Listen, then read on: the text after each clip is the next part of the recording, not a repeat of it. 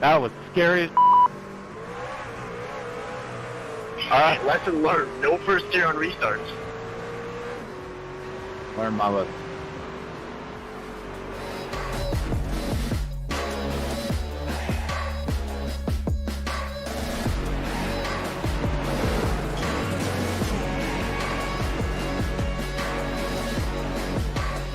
What the? That sucks. What even happened right there? Did you hit the apron? He was like in the middle of the track. It went into second gear. Yeah, I mean, that totally, I'm out. Blown engine right now, man. That sucks.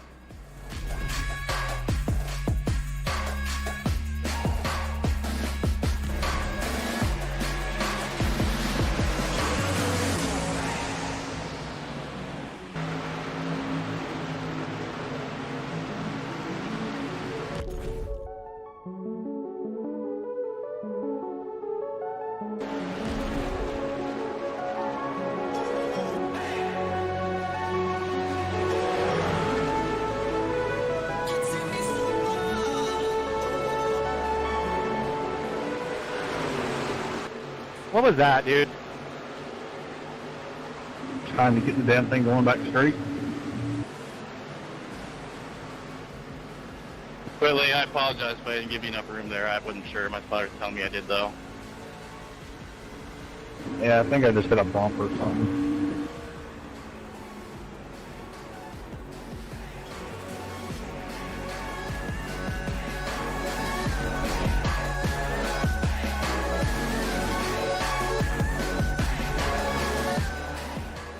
What a save, Forbes. Did everything I could not get into there, Whitley. I didn't know you were going to take the bottom. I'm honestly going wherever the hell this thing wants to go.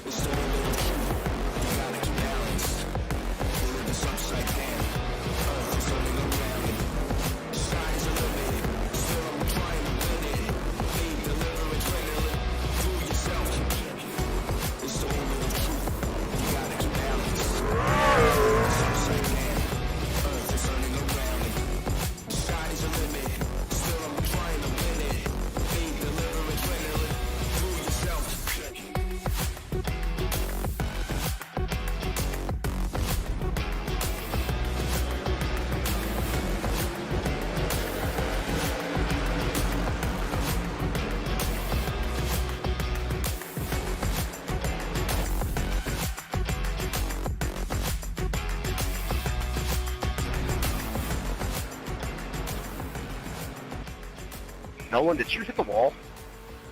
Yeah, I lost track of where we were.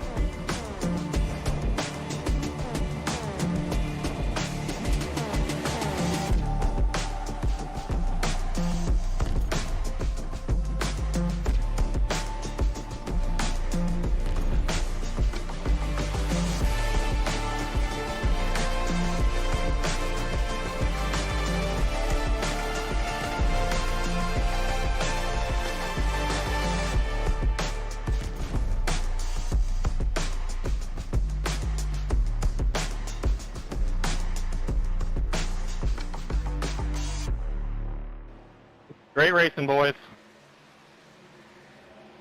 Sure.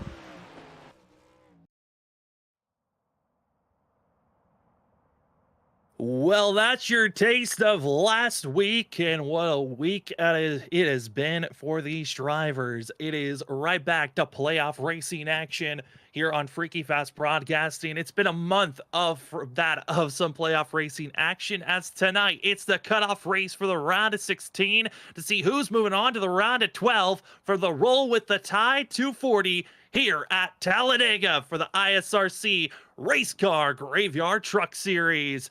Big thanks to Race Car Graveyard, as they are the title sponsor here for the ISRC Truck Series. If you're looking to get yourself some diecast, go over to Race Car Graveyard on Instagram and go get your purchases today. Use the code RCGY to go get your purchase for anything from custom, available, and also brand new, from anywhere from 1/24th ratios to 1/64th ratios. So much great content. Can't wait for it. But hopefully you're ready out there, because we are up in the booth. It's time for some Talladega action here this evening. Drivers have gotten done with practice, currently in the middle of qualifying, and we get to give you all the coverage here on Freaky Fast Broadcasting.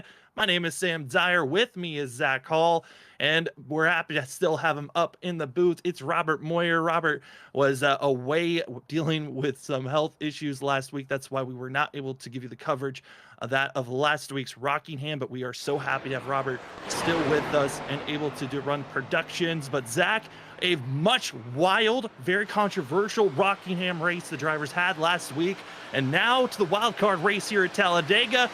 I mean, I thought last week's break was going to be an all right break, but man, has it just gotten worse with the chaos entering tonight. Yeah, it really has, Sam. I tell you, after last week at Rockingham, definitely some interesting things playing out there. First off, you had Ethan Smith winning that race, so he locks himself into that next round. He's going to feel confident heading in here tonight at Talladega. But I think that one thing that looms the biggest is that penalties that came from that is John Forbes getting hit with the intense spin penalty there with a 10-point penalty, and he's going to have to be held on pit road. So that's really going to affect him. He came in here 17 points above the cut line. That 10-point penalty, that takes away 10 of those points. So he's only 7 now above that cut line. And then I think that big thing, though, is that hold on pit road here at Talladega. That will be more damaging than at most tracks. Yeah, because a simple EOL and a points hold, yes, you can rebound with gaining stage points, but that hold, if this race stays green, which a lot of drivers have been talking and feel like there is a big chance that this race could stay green for the first stage, because we've seen that at tracks that we've notoriously throw out as this could be a wreck fest. Drivers have really learned to calm down, race pretty well around one another, and have some pretty long green flag runs. So there's a chance John Forbes could be getting 0 that of stage points, which is going to put him in a big hole to watch out for, because there's some heavy contenders that are outside looking in, trying to make it into the round of 12. Yeah, there's definitely some great contenders out there looking to get themselves in. And, you know, I look back to the past also here at Talladega. This track has been a wild card here at the ISRC race car, or ISRC Truck Series, man. It's, you know, first-time winners in both those races. I look back to our first season there. Dakota Moniz won that race, got his first victory here at this Truck Series. And then also John McAdams last season was able to win here at Talladega. So this race, you know, we can say, you know, you're trying to put yourself in good positions, but it's always tough until that checker flag flies to really know what is going to play out here tonight at Talladega. So there's a lot of drivers that have, I think, a lot of nervous thoughts heading in here tonight, knowing this could make or break their chances to moving on to that round of 12. I think nervous thoughts is the perfect way to describe how these drivers are feeling. Zach, only 9 drivers have qualified so far. We've got over 20 trucks that are expected to race here tonight, and a lot of them are saying, you know what, I'm just going to let qualifying go to fate. I don't even want to put myself in a situation where I could get caught up in a wreck. We have 24 trucks getting ready for qualifying to be done, and only 9 of them deciding to qualify. This has got to be some type of historic type of a qualifying run here on Freaky Fast Broadcasting, because I've never seen that before, where we've had that big of a difference on drivers not qualifying, because it is known not to qualify. But Zach, to have that large of an amount of drivers to say, I'm not even going to try an opportunity to put a time down. Yeah, it just shows me that a lot of these guys are going to try to ride it out in the back. I think they're looking to get back there quickly, and they know also not being able to get to that lap 40 stage, they will not be able to make it on fuel with it only being about 32 miles here on fuel. So I think it's going to be an interesting play out how it plays out here tonight, but definitely going to be fun to watch. It certainly is, as here is your qualifying results, sponsored by The Laugh Lap. The Laugh Lap is a meme page for racing addiction of people, as well as if you want to get some great laughs while looking at the track. Well, join us at The Laugh Lap on Instagram. As the drivers are stacked up, it's Mark Whitley taking that top spot with Trenton Jump to his outside. Logan Brakey, Eric Stamp, two drivers to really watch out for this race, especially for Eric Stamp. He comes in outside in 14th in points. He needs a decent run. He won back at Daytona to start the season off. We'll see if he can win another super speedway race. With Kyle Rochelle going to be in 5th, that of Nolan Hicks going to be in 6th, that of Gregory Smith 7th, that of Jonathan Smith going to be 8th, and the last driver to qualify, Cody Reed, with John Forbes going to be getting that 10th place spot. But it's going to be a rough night for him, especially with all those penalties we just threw out earlier. Yeah, definitely going to be rough there for him. But 11th is going to be Cedric Hunter there in the 13 machine. 12th is going to go to Danny Cochran. 13th is going to be Nick Crawford. 14th is going to be Noah Steele. 15th is going to go to Dakota Moniz. And then 16th is going to be the 00 Ethan Smith, who's the only driver locked in here tonight. Martin Morales in 17th. The 24 Ollie Fonseca will start 18th. 19th will be Isaac Shelley. And rounding out the top 20 is Joshua Freeman. Then in 21st is going to be that of Christopher Norris. John McAdams, the winner of this race, that of last season. 47's had a lot of highs and lows here with that of Carl Fuller in 23rd. And then it's the 99 of Robert Hattenback, who's going to be starting back in 24th. Robert Hattenback doesn't really have to move much, as he's going to be dealing with the penalty to start this race off. He was going to be given an EOL penalty, but because his I rating is the lowest of the drivers that did not qualify, he gets to start at the back. Drivers are moving on. Zach, I can't get over only 9 drivers qualifying, but again, the drivers all trying to figure out how to get to the stage at the end of lap 40. Those are some big bonus points to grab. Anywhere from 10 to 1 point could be grabbed at that stage break, as only the top 10 get those stage points. Other bonus points to be grabbed for themselves here this evening: 1 point for leading just a lap or more, 3 points to the driver that led the most laps, and 1 point to having 0 incident points throughout a race. Now that's the one bonus point I think, Zach, is going to be the toughest for a lot of these drivers to get, especially at a super speedway. Yeah, that is definitely going to be tough to keep that 0 incidents, bonus point in your back pocket for the rest of the night. But I think a lot of drivers are going to attempt to do it. But here at Talladega, that faith is going to lie in the other drivers out there around you a lot of times. You know, it's just a simple one little mistake, one little slip up out of line. You could cause a little bit of an incident, cause a 2x, a quick 4x, and you could quickly lose that bonus point. That could be the bonus point that is the difference that moves you on from this round of 16 to the round of 12. So I think it's going to be super, interesting mostly to see how this plays out in this first stage, just because I think a lot of guys are going to be cautious, but I think you're going to see some other drivers who are on the below that cut line looking to be aggressive here, maybe get themselves farther up there. So when that lap 40 stage comes around, they'll be in position for those stage points. And stage points could automatically lock some drivers in. If certain drivers do not get stage points, that is Cedric Hunter and Trenton Jump could automatically lock themselves in going into that of the next round just by starting out during this race. Everyone from 4th on back in points still have either a slim chance of being knocked out of our playoffs or a slim chance of getting into the next round of the playoffs. Well, it's time to find out. Pace car is up through one of the longest trial waits for the drivers this season. It's time to go super speedway racing for the Roll with the Tide 240. We're green for that of the final race of the round of 16. Great start from that top side actually there of the 46 of Trenton Jump. He keeps it dead even here with Mark Whitley, but I think that bottom line a little bit more organized here to start off. They should be able to pull ahead here as they go through the corner. Going to be drivers picking and choosing where to go. Big things to watch on this first couple of laps. Who is trying to get to the back of the pack as soon as possible? About to be seeing some drivers ducking it to that 3rd lane. Some are going to be trying to move forward. Others are trying to go backwards, as well as drivers hopping into the apron. That's going to be the choices of where to go. But already, Zach, those top 9 already getting a little bit more aggressive up front. But everyone else just trying to single file out. But there's already going to be a second pack starting to build just here in our first lap.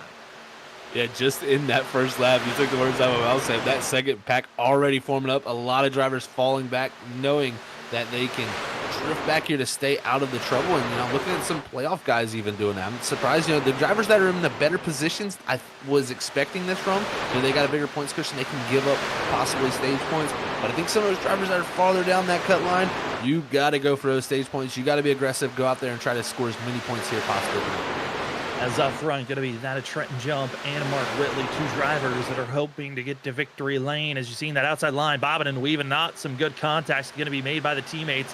That of Trenton Jump, Eric Stamp, going to be the ones on that outer groove from Colored Teal Graphics. I'm expecting them to be heavy runners here this evening, but they've got to be careful with the bump drafting. That was something I noticed from Eric Stamp. Looking back at that Daytona race, he was not the most consistent pusher, but he certainly was a great driver to give a push to. But already 3 wide for the lead through the tri-oval as we're heading down to start lap number 3. Yeah, just like that there, like you said, 3 wide and in the sucker hole, it's going to be that 77 of Mark Whitley jumping in there. It looks like Nolan Hickson, the 86, was going to follow him, but look at that third line jumped down in front of him, but now Mark Whitley jumping out with his teammate there of Jonathan Smith, trying to make something happen here as they come off of turn 2, and it's 3 wide. Great racing here up in these front pack. 3 wide, and here comes Mark Whitley, as well as going to be that of Jonathan Smith on that third lane, but leading both the bottom and the middle, it's Colored Teal Graphics, Logan Breaky, Eric Stamp, Trent Jump, all going to be up front. The drivers that want to be racing aggressive for themselves.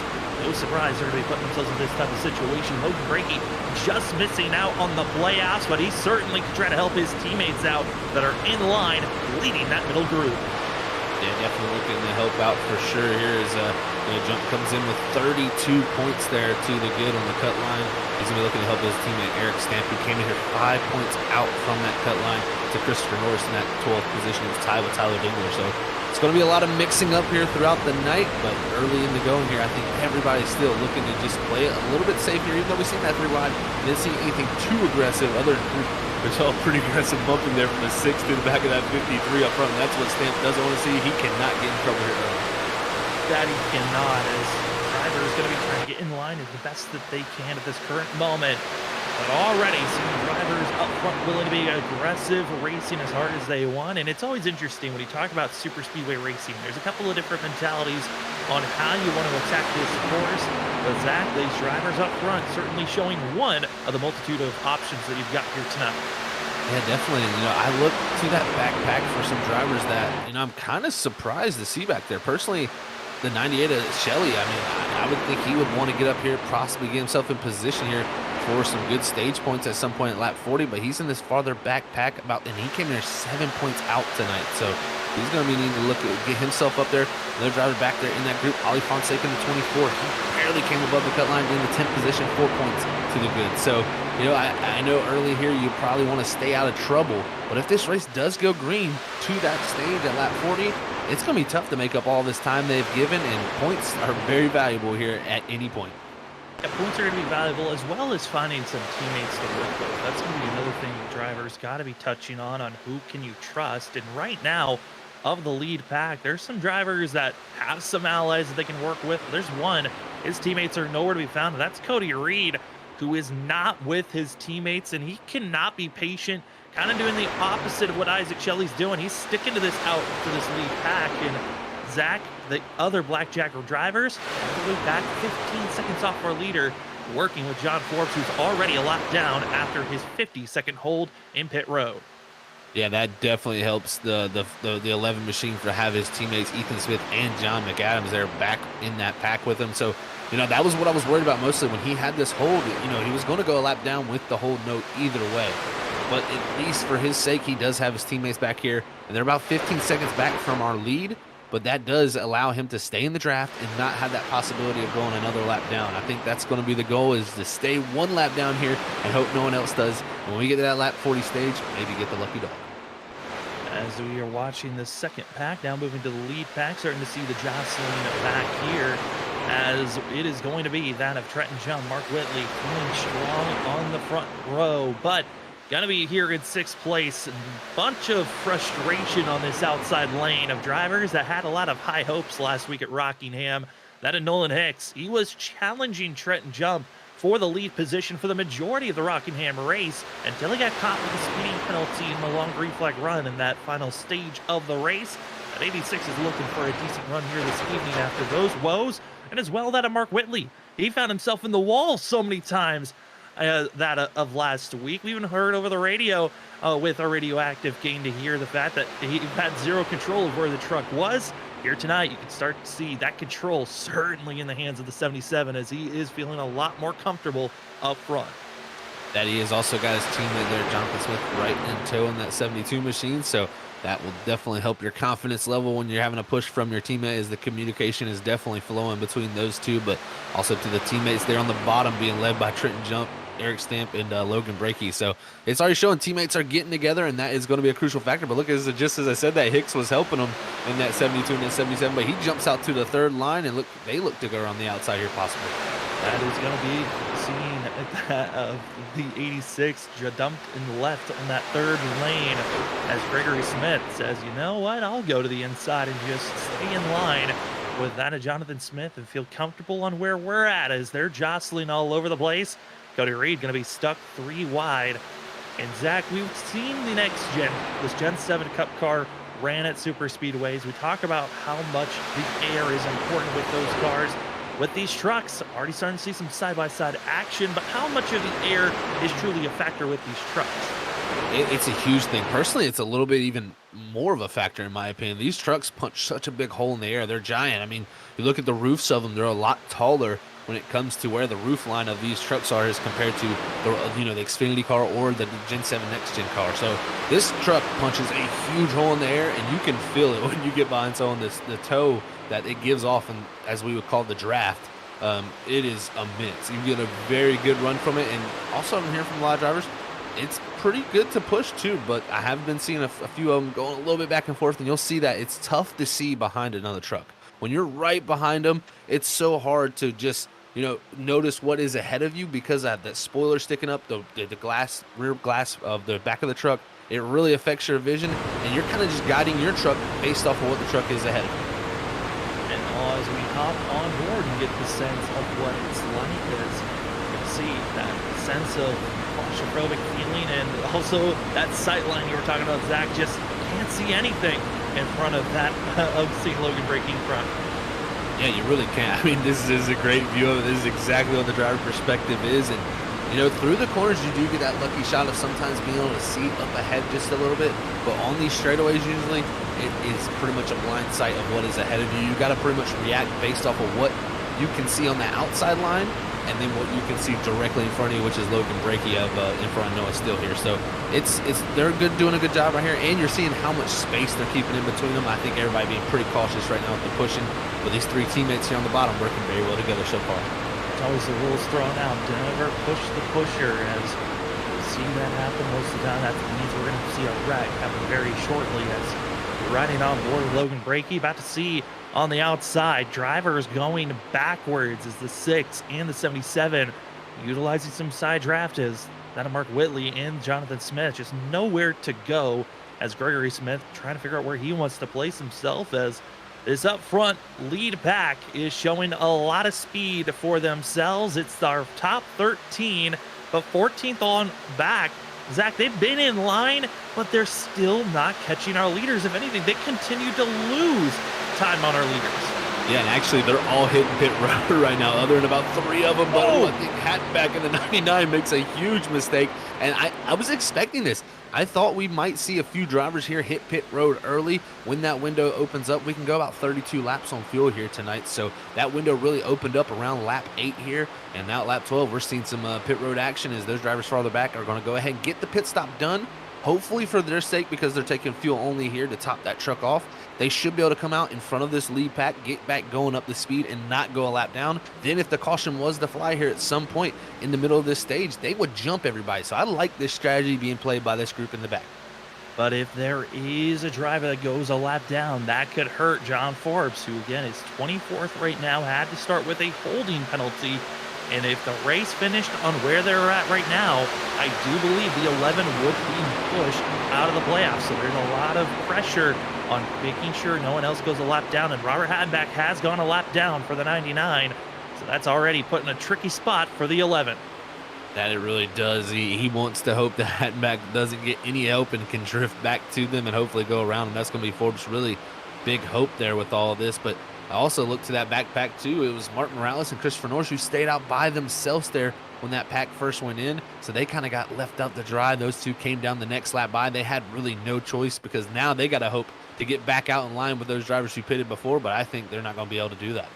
This is where that John Forbes, Ethan Smith, John McAdams are. They're about 22 seconds off from our leader, and it's about that of a 12-second difference between the 11 to Robert Hadback. So drivers certainly on the focus and go as Christopher Norris as well as Martin Morales get back to rolling. And Zach, pit stop so important for these drivers. They cannot make it to the stage break, but how difficult is it to come onto pit road and out of pit road for these drivers, as drivers are giving indications they're coming into pit road either this time or the next? Yeah, it's so tough. I mean, pit road speed is 55 mile an hour. We're looking at these trucks, you know, going here into the front straightaway into this corner. They're going upwards of 180, almost 190 mile an hour, and you got to get that thing slowed down to 55. The tough thing too is how many people come down pit road together. That is where you got to be very organized, and you have to go, one truck goes left, one truck goes right, and you kind of offset so you can have room to get the pit road. And a lot of drivers hitting pit road up in that front group. Actually, just that front lead of Color Teal Graphics team, they stay out front and leave them three all out to dry while the rest of the field pit. Who was going to work with them? I was talking to some of the drivers. It sounds like for some, they felt like 3 trucks could be enough to really keep up a decent pace. If you're being very aggressive, pushing, working with one another, while others were saying you needed about 5 trucks to even make it possible to have some decent speed. We'll see how the drivers want to work with one another as more pit road issues are shown, as the 6 of Gregory Smith having his issues getting into his pit box. Yeah, it's simple to make mistakes, just like we said. We're going down to 55 mile an hour. Not only that, but getting into that box is super tough. These concrete boxes down there on pit road are very, very slick. Actually, they are bigger boxes than the majority of the other pit roads we head to here at Talladega. But I will say the boxes are very slick. And when you're going around here 180, 190 mile an hour, the tires actually do gain a lot of heat. So when you come to pit road, you're usually coming into that box with pretty hot tires. They want to slide through that box. You got to do the best job not to do that. But then also exiting pit road, it gets a little bit treacherous there as the tires are still a little bit hot and worn. It's usually actually pretty easy to spin that thing coming up off the pit road, but to put the power down. So drivers have not only the entry and getting into the box, that's tough, but also leaving pit road, not trying to get those penalties. And we have a report on what happened to Gregory Smith. He was trying to enter pit road, blew his engine for the 6 machine. That of Noah Steele, caught with speeding to his box, was held. So 2 major issues for drivers.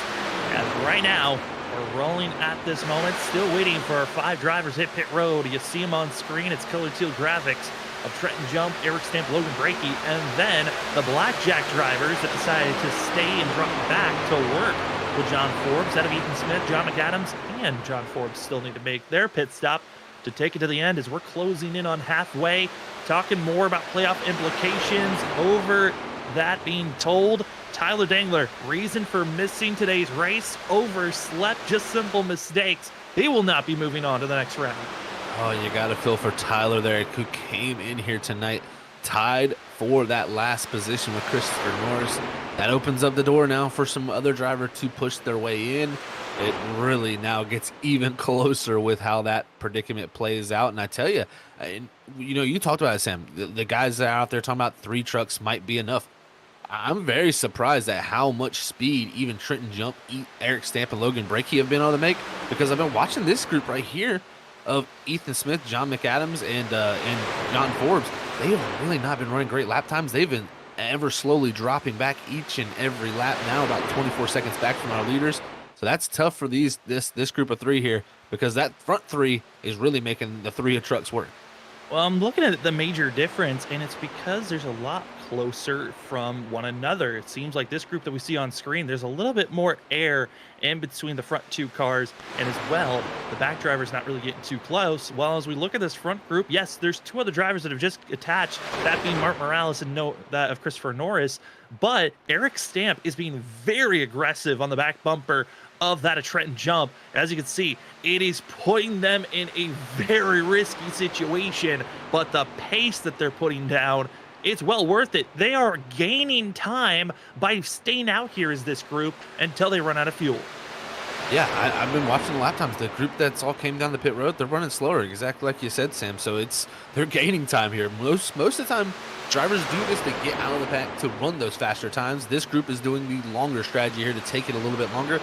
Now they will have to put a little bit more fuel in their tanks here due to how much it'll drop down, especially if they're looking to have a quicker pit stop at the end of that stage. Now they could just top it off to get to the stage and then lose some track position there, having to take a full tank at the stage break. They may play it that way, but right now, like you said, they're running great lap times, and they've also got Christopher Norris and Martin Morales now here also, so that adds to the firepower there. But Norris and Morales, they got to be thinking right here, who's going to be the lucky dog? We gotta race it out with each other here, because those are one of the two right now that would be in that position. I don't think that they're going to be feeling too much in a terrible spot, mainly because they know, hey, once these drivers go into pit road in front of us, we're in the clear. And as long as we just stay in our spot, we're good. I mean, for Christopher Norris, he's already found himself at a victory lane this season, winning back at Atlanta, the much shorter, faster, more wear and tear on your tires, super speedway-like track of the new Atlanta scheme. But certainly a lot of those traits at that track can be translated here. And as well, you're working with Mark Morales, who also Norris and Morales both were running in that the Wicked Racing League Atlanta race just a couple of days ago. So they've gotten a little bit more drafting experience in the last couple of weeks just to get prepared for this race.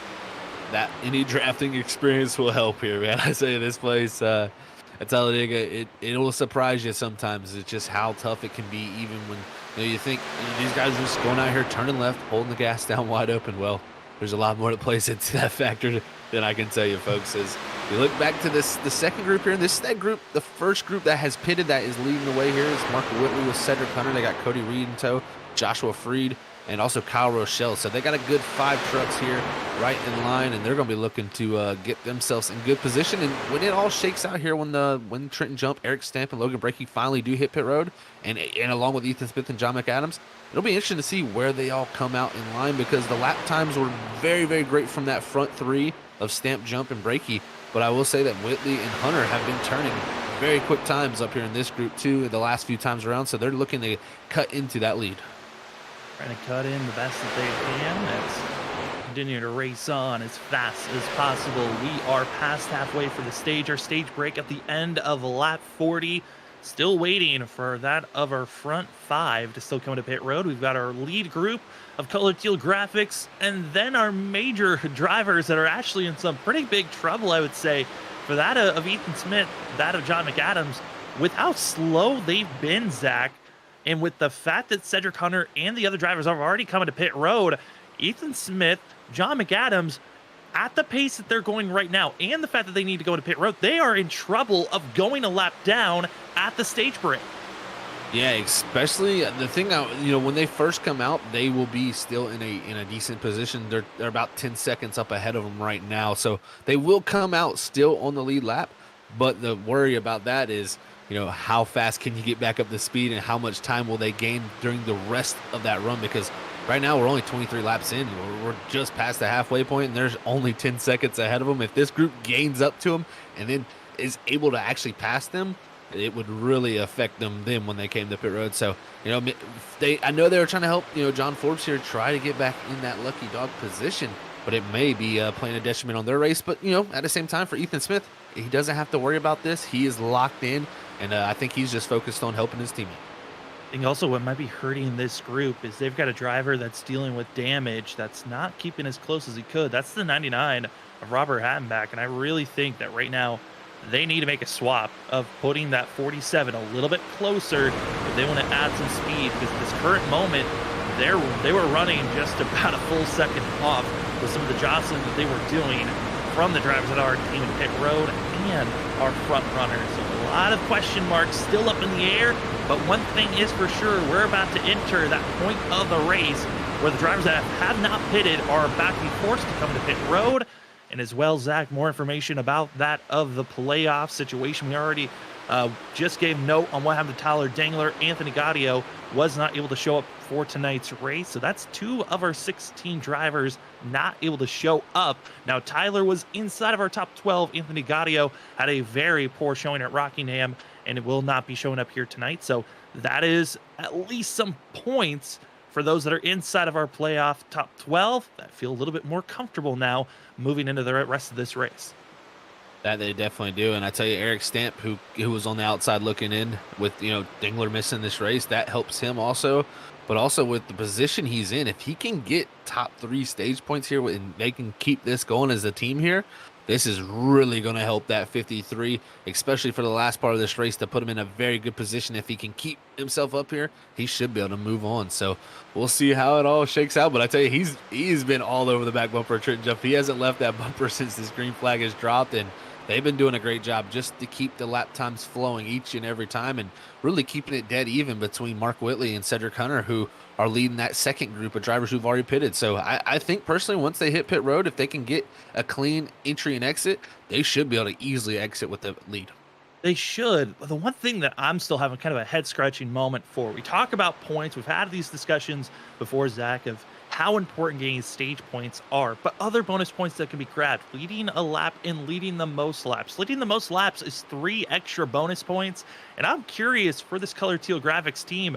Yes, Eric Stamp's doing a great job. He is keeping the momentum high, being very aggressive on the back bumper of Trenton Jump, and Jump's showing the skill to hold on these bumps that have looked really ridiculous. But if you're going to be giving points, I'm curious on why they're giving it to Trenton Jump, who's practically in the good to move on to the next round just by starting this race, instead of letting that of Eric Stamp lead, who getting those bonus points would make him feel a little bit more comfortable and closer to that bubble line to try to make it into the next round. Yeah, it is a head scratcher. I definitely agree with you there. That is something I've been kind of questioning myself sitting here saying, yeah, why not give him at least 1 lap lead? I know, the bonus point for the most laps led, that would be great to have also. But, I will say there is certain drivers that like being pushed and certain drivers that like giving the push. It is a completely different feeling in the truck. I mean, when you got someone on your back bumper through the corners almost like Eric Stamp is, you have to have very good control of that. And maybe Trenton feels like he's the most confident of holding onto that truck, while Stamp feels like maybe he's the most confident in pushing. So it just works out like that. But they do at some point, at least before they hit pit road here, in my opinion, because you never know. They might not come back out in that lead if, Smith and McAdams take it a little bit farther, especially if the pace has been a little bit slower for them. They might have saved a little bit of fuel to take it a little bit farther. I would try to get Stamp at least 1 lap lead here before we head to pit road and do the swap, because that is a valuable bonus point that he definitely wants to take home. But yeah, that it is a head scratcher for me also. As the drivers continue to race on, we're coming up to our 1/3 marker of this race being ran. Again, our stage break at the end of lap 40. Top 10 drivers will get those stage points for themselves. We're still waiting on that of 6 drivers to come into pit road, that being Trenton Jump, Eric Stamp, Logan Brakey, Ethan Smith, John McAdams, as well as John Forbes. John Forbes started this race off with a hold penalty after last week at Rockingham. The admins deemed that his incident that he brought out late at Rockingham was an intentional wreck to help his teammate out, so he was given a penalty and had to start on pit road. And also other updates that have happened so far. If you're just joining us here tonight on Freaky Fast Broadcasting, my name is Sam Dyer. With me is Zach Hall, as well as Robert Moyer Jr. running productions in the background. You're watching the ISRC Race Car Graveyard Truck Series. This is playoff racing action, the cutoff race of the round of 16 for that of the roll with the Tide 240. As we've only had 1 DNF so far, that being Gregory Smith in the 6, who blew his engine trying to downshift to go into pit road for our first green flag stop that happened just that of 14 laps ago. As again, this is our front group right now of drivers that have already pitted. This is 6th place on back, with Mark Whitley leading the way, with Cedric Hunter in his tailpipes, as well as Cody Reed. Zach, this race, it's chipping away, but this is kind of what drivers were talking about during practice when I was asking them how they felt like this race was going to go. A lot of them said there's a chance this race could be a single file train race, with the way that everyone just wants to survive to get to the end. Yeah, you throw the factor of playoffs in, it'll make a driver drive scared for sure. I completely know how that is. You go into these races, especially ones like this where anything can happen at Talladega and the super speedways. You go into it worrying a lot, and you try to make the most of being as cautious as possible to not get involved in something. So I'm not surprised by this early in going, but I tell you, once that stage is over, they got the points out of the way, I think you're going to see a lot of drivers flip that switch of just going back to old style racing. So it's going to be fun to see as we're coming up here to 10 to go in this stage. And you can see on the ticker there, folks, we got it all highlighted in blue. Those are going to be the 10 drivers in the position for stage points. But still, we got the first 5 yet to pit. And what I've been looking at also, lap time wise, they've still been gaining out front. Trenton Jump and Eric Stamp and Logan Brakey have continued to open the gap back to Mark Whitley and Cedric Hunter. That is really going to help him. And here they are on pit road. Pit stops for Color Teal Graphics. Our front runners, Trenton Jump, Logan Brakey, and Eric Stamp, giving each other plenty of space to come into pit road. Logan Brakey dealing with a little bit of internet issues. He's been dealing with that for most of this race. He's hoping it's going to clear up by the end. And now Zach is the big question, because drivers were notifying me it was around that of 20, that of 6 to 29 is where they felt the most comfortable to push the fuel. But this group that's out on track, this is the group that really fell off. They were about that of 30, almost 40 seconds off of our leaders. It's the Blackjack drivers, and now John Forbes, because the fact of the way that everything's lined up, he technically is going to be just 1 lap down, and now because they're taking the lead, he's back on the lead lap.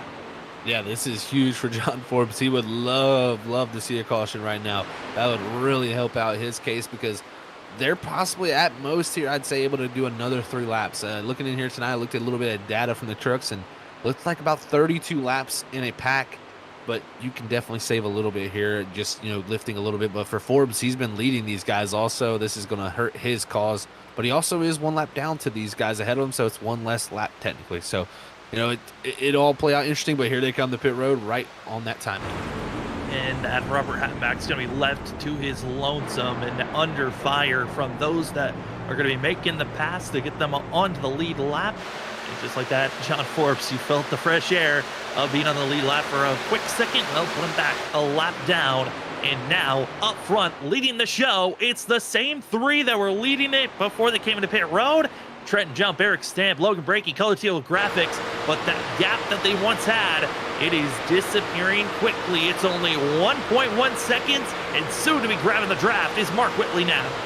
Yeah, he's definitely starting to get that little bit of a toe off of that 29 machine. He's still having a little bit of internet issues, so Brakey's hoping that'll clear up from here, especially when this pack gets up there and gets ready to battle for these stage points. But they should close in. You can see it. They're ever so slightly getting bigger, and that's just because these 3 up front are getting up the speed, and now they're also getting that toe off of them. This is going to be a big run from this 77. We'll see if him and the 13 try to do something with it. How are they going to be aggressive here? And looking at this group that's right here, Cody Reed, probably the name that needs the points the most besides Eric Stamp. Those are probably going to be the big 2 drivers. It's our top 8 that are in this group on who's going to be trying to get that win at the stage break. And end of lap 40, you're hoping you're the leader. The drivers in blue, that's your top 10. They're hoping to get those points. Now, if you win, you get 10 bonus points. You get second, you get 9. It continues to trickle down 1 point for 1 position until you get to 10th place, where that driver gets just 1 bonus point. Everyone else at our stage breaks gets nothing. So you're hoping you're in those top 10. Again, top 8 are in this lead group. Then there's a good pocket of around that of 7 drivers in that of 9th all the way back to 16th that are going to be battling out for that of just the last 2 bonus points at our stage break. Yeah, this is definitely going to shake up here very interestingly, as we got some drivers up here who don't have too much to lose also. Like I said, Cedric came in about a 39-point gap. He's in a very good position. If he gets some good stage points here, he should be in a pretty much locked-in position at that point, especially with only having 24 trucks here tonight. I think he almost already feels that way, so he's probably got nothing to lose here, and he's pushing that 77 right now to the lead, as those 3 out on the bottom have been doing a great job all by themselves right now, getting ganged up on. And Cody Reed going to be having a little bit of a jostle again. He does not have his teammates from Blackjack Racing. He's all on his lonesome. And after kind of the controversies that went down last week at Rockingham, this 25, yes, he tried to keep his nose clean all last week, but when you're part of a team that's had some controversy, it's hard to find some allies at a track that you're needing all the help that you can get from teammates and other people that you've worked with all season long. Yeah, it definitely is hard to do that for sure when you're shrouded in that controversy for sure. But I think Cody's going to be in a good position here to make his own fate here, as those 3 on the bottom have just done an excellent job all day long of working together and executing to their plan. and they've just been very, very fast. But again, the numbers usually wins here at Talladega, and down the back straightaway, the numbers are definitely on that outside line as they're still trying to go around this Color Teal Graphics team, but they've just been, like I said, just executing perfectly. As we are going through turns 3 and 4, it's Color Teal Graphics on the inside, the rest of the field on the outer groove. Mark Whitley, as well as Shred and Jump, they've been the front runners at the start of the race. Then we got to see all the shakeup from pit stops, and we're right back to where we were before, where it's Color Teal Graphics versus the 77. Not much has changed, and usually that is the same for the first half of Super Speedway racing. You've got the same names, same drivers, same teams, willing to race with one another up front for the first half, maybe the first 3/4 of the race, but it's that last little snippet when we know that the drivers that are up front traditionally aren't the same drivers that are going to be going to victory lane. Yeah, it definitely changes up very easily. And we're seeing a lot of movement there from Brakey, who's getting the push from Noah Steele. As it looks like Steele and Reed have both decided that outside lane just not going forward enough. They've dropped down now behind the Color Teal Graphics guys, and they're going to look to push that bottom up ahead. But as we get closer to closer, I expect bigger moves. You know, we don't have a big group here, only 8 trucks, so there can't be too many crazy moves going down. But I tell you what, they're going to be going for everything here, trying to get that stage win. Yeah, there's going to be either a wreck up front or there's going to be a wreck for that of 9th place. Those are the major points to be grabbed. Everyone else that's around that of 16th on back in a pretty decent spot where they're just trying to survive, to stay on the lead lap. That's their ultimate goal. But up front, here we go. We got 8 drivers. Well, let's try to split them in half. You got 4 on the top side. You've got 5 on the inside. Got a little bit of lap traffic, and we don't mind. That might be helping some drivers out, but it certainly is going to be causing some drivers to have to pick and choose. Who's your friends? Who's your allies? Who's going to be your enemy of the night? 4 laps to go. Going to be get 3 laps to go here for the stage, and it's all about who might be trying to go 3 wide that could truly shake this momentum up, or will it be the dominance of that inner groove by Color Teal Graphics? Yeah, the dominance has been there for that bottom lane, but it looks like the outside trying to formulate something. And you know, the other thing these drivers are not also dealing with is these engine temperatures. They especially coming down to a run here down to this lap 40 stage. You are pretty much trying to get every little bit out of this truck, and that sometimes can mean just getting close enough to maybe even possibly expire that engine and damage it. So you definitely don't want to be getting that close, but I think there's going to be a few guys like Eric Stamp who stay glued to that back bumper. He's going to be trying to manage those temperatures on this straightaway. Just duck out a little bit to the left, a little bit out to the right to try to get some air to that nose. I mean, if we're talking about drivers that we know have raw pace and speed, that top lane we know is quick. With Mark Whitley, Cedric Hunter, 2 drivers that have found themselves in victory lane. Kyle Rochelle has been aggressive and willing to try some big moves. Then you look back even behind that 4th truck in line on that outer lane is Joshua Freed, who was just that of 400 yards away from winning the first race of the season here back at Daytona, but then found himself being wrecked. Cody Reed, who's been hungry for a win. He's the last car on that outer lane. Then joining in the further back is going to be the 8 machine of Noah Steele, who's trying to be the first driver 1 lap down to be the lucky dog spot after his continuous woes. He looked good at Charlotte, but that's been the only consistent run so far for the 8. Well, let's try 3 wide. We knew they were going to poke their nose at some point. It's 2 laps to go, making a lap and a half until we're done here for the stage 1. Yeah, Reed jumped out to the outside of that 96 of Freed, looked to try to make something happen. Now he's going to slot back in ahead of that 8 machine of Steel. It's going to be 5 trucks up in the top line, 4 trucks in the bottom, but will Reed jump back out? They're going to be coming here to that white flag for this stage. The drivers that need the points badly, Cody Reed, Eric Stamp, 2 drivers that are outside looking in. One of them after this stage is going to be for sure at the bubble spot because of the fact that Tyler Dangler missed today's race. One of these 2 will be moving into the position of being that 12th driver in line to try to move on to the next round. The other one will be fighting to try to bump them out. Christopher Norris also in a tricky spot as he's nowhere close to getting stage points. He could also be bumped out after this stage. We're a half a lap away from getting this stage break done. Top 10 get bonus points as we're seeing our top 8 deucing and dicing on who's going to be getting those stage points. They're also getting frisky back for 9th and 10th on who's going to get those last 2 points as well. And looking like that, Cedric Hunter made the big move, pushed Mark Whitley out to the lead. He jumped down to the bottom, but here goes Eric Stamp and Trent Jump. They're going to use their teamwork here coming to the line. Trent Jump's going to be on the outside. Here comes out of Eric Stamp. Stamp coming on the outside, but not close enough. Yellow flag waves. He'll get second for the 53. Cody Reed just falling off, only able to get 8th for the 25. I mean, that's some good bonus points to get, but not the amount that he needed. Eric Stamp really was the one that gained a lot after that stage. That he really did. And also you got Fonseca, I believe, coming home with 9th. That's huge for Fonseca, who was outside of the stage points for majority of that run. So, wow, crazy ending there, but Trenton Jump able to get back to the lead in the quick moments. Well, Fonseca needing those points badly. Danny's going to be loving those points as well, as that's going to be bumping him up into a good buffer, as we only have 23 drivers out there on track. Noah Steele, first car lap down. The 8 machine should be our lucky dog driver, which is going to be leaving that of Robert Hattenbach and John Forbes still 1 lap down. As here's going to be our top 10 from the stage. Trent Jump's going to be getting first with maximizing those points. Eric Stamp's going to get second. That is Cedric Hunter's going to get third with Mark Whitley 4th. Logan Brickey gets 5th. Kyle Rochelle 6th. Cody Reed 7th. Joshua Freed going to be getting that 8th. Ollie Fonseca 9th. Danny Cochran gets 10th. Rest of drivers, no bonus points for you. But we are going to be taking a quick commercial break. When we come back, it's more racing for the cutoff race of that round of 16.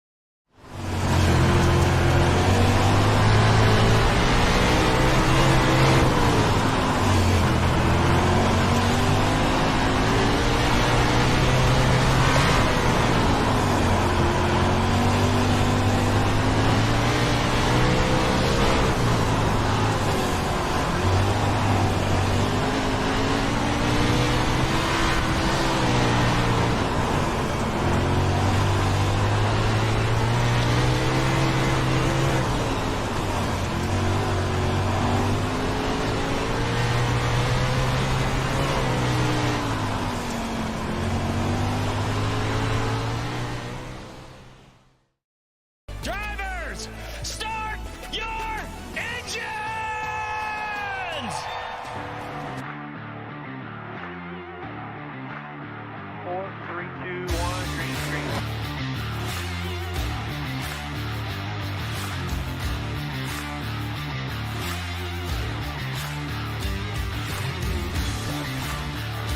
No rear grip whatsoever, up sideways.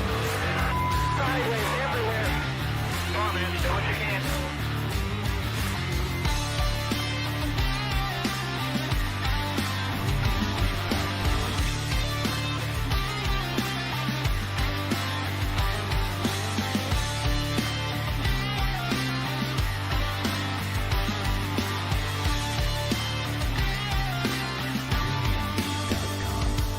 The vibration in this car is the worst vibration that I've ever had, and the shifter's broken again.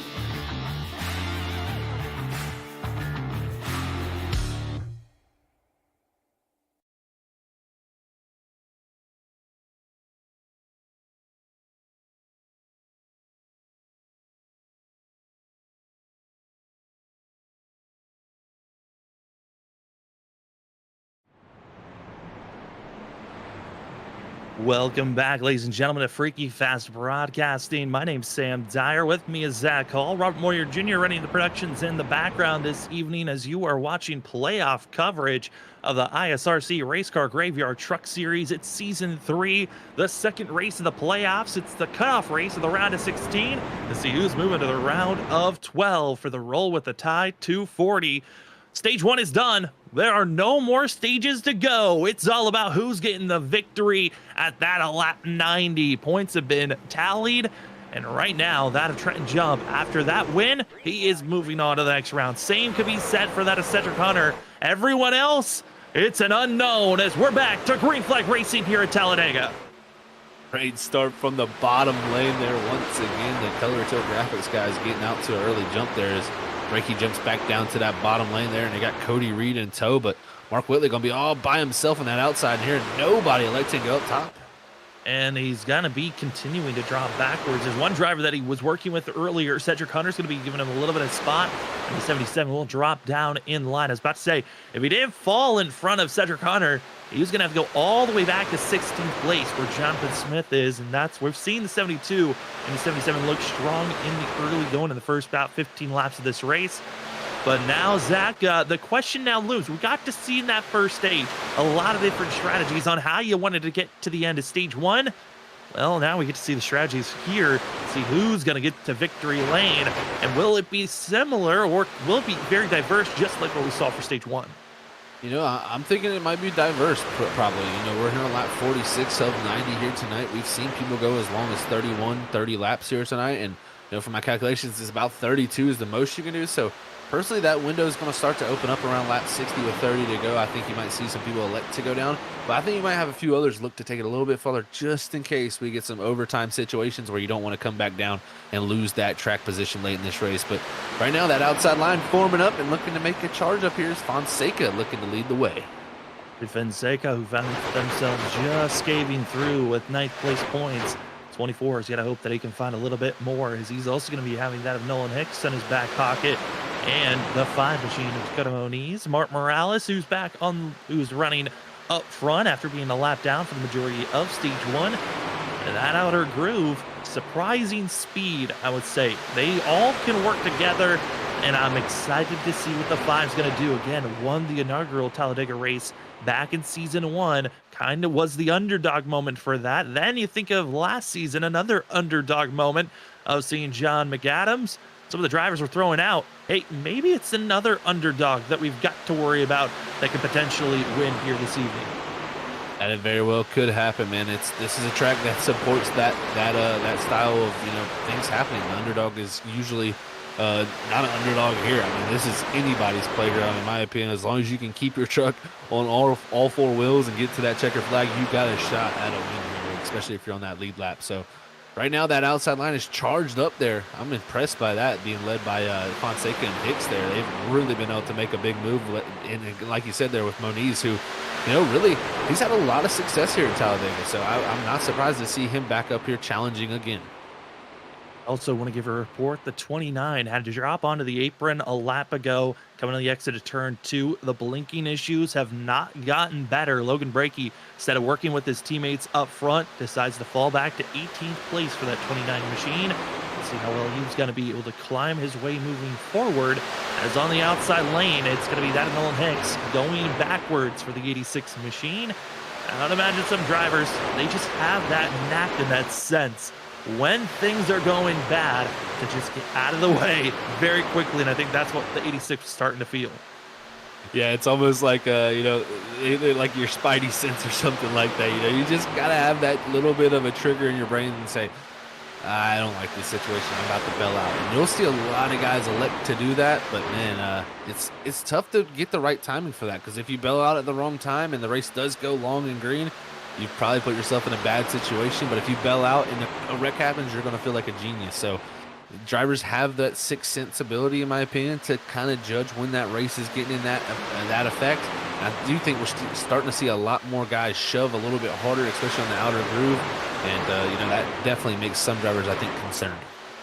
I'm always interested and love the fact that we have Daytona to start the season off, Talladega deeper in the season, and how much the driving styles really change for these drivers. As yellow flag's going to strike, issues behind, and it's that going to be the 38 in the 00 involved with this one on the front stretch.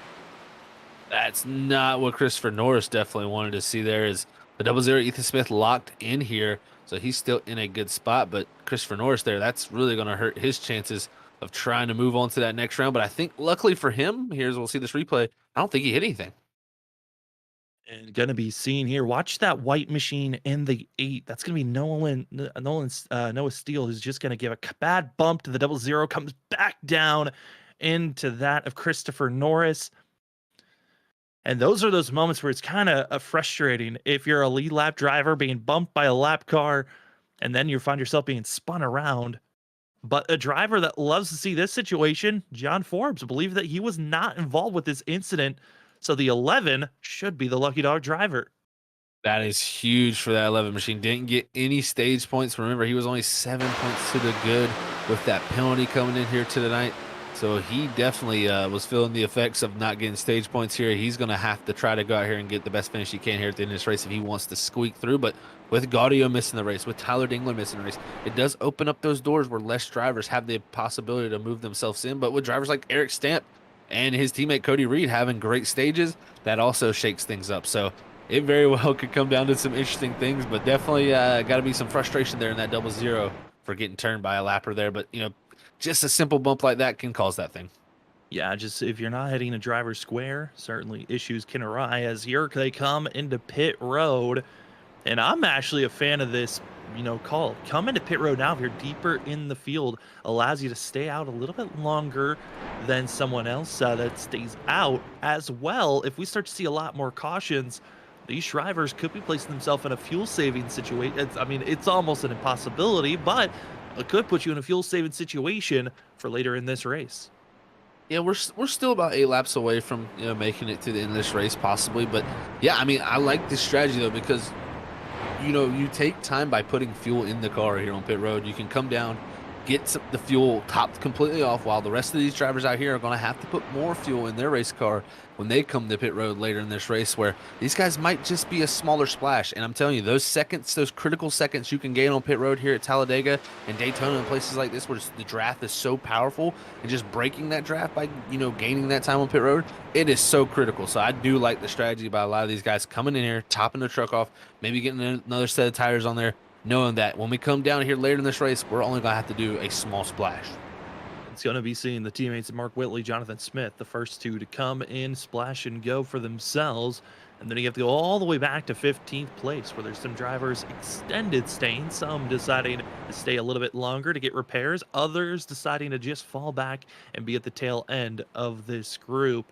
As we are under that of yellow flag conditions, you see them on our top left of our ticker blinking away, and that's something that actually could be useful for you as a driver. That is the iRacing I flag. That blinking icon could be so useful to give you clear indications on when a yellow flag is out or even what the flag state is on track. And that is why you need to go buy yourself an iFlag virtual flag system from that of iRacing iFlag. As well, for some great information, we're talking about fuel strategy, potentially tire strategy. Well, then go get yourself the digital pit board from iRacing iFlag. Well, if you want to also get yourself those products and more, remember to use our discount code FreakyFast2022 at that of iRacingIFlag.com. And since we're still under yellow, speaking of yellows, Zach, I know one other product that could help out some of these drivers and race controls out there.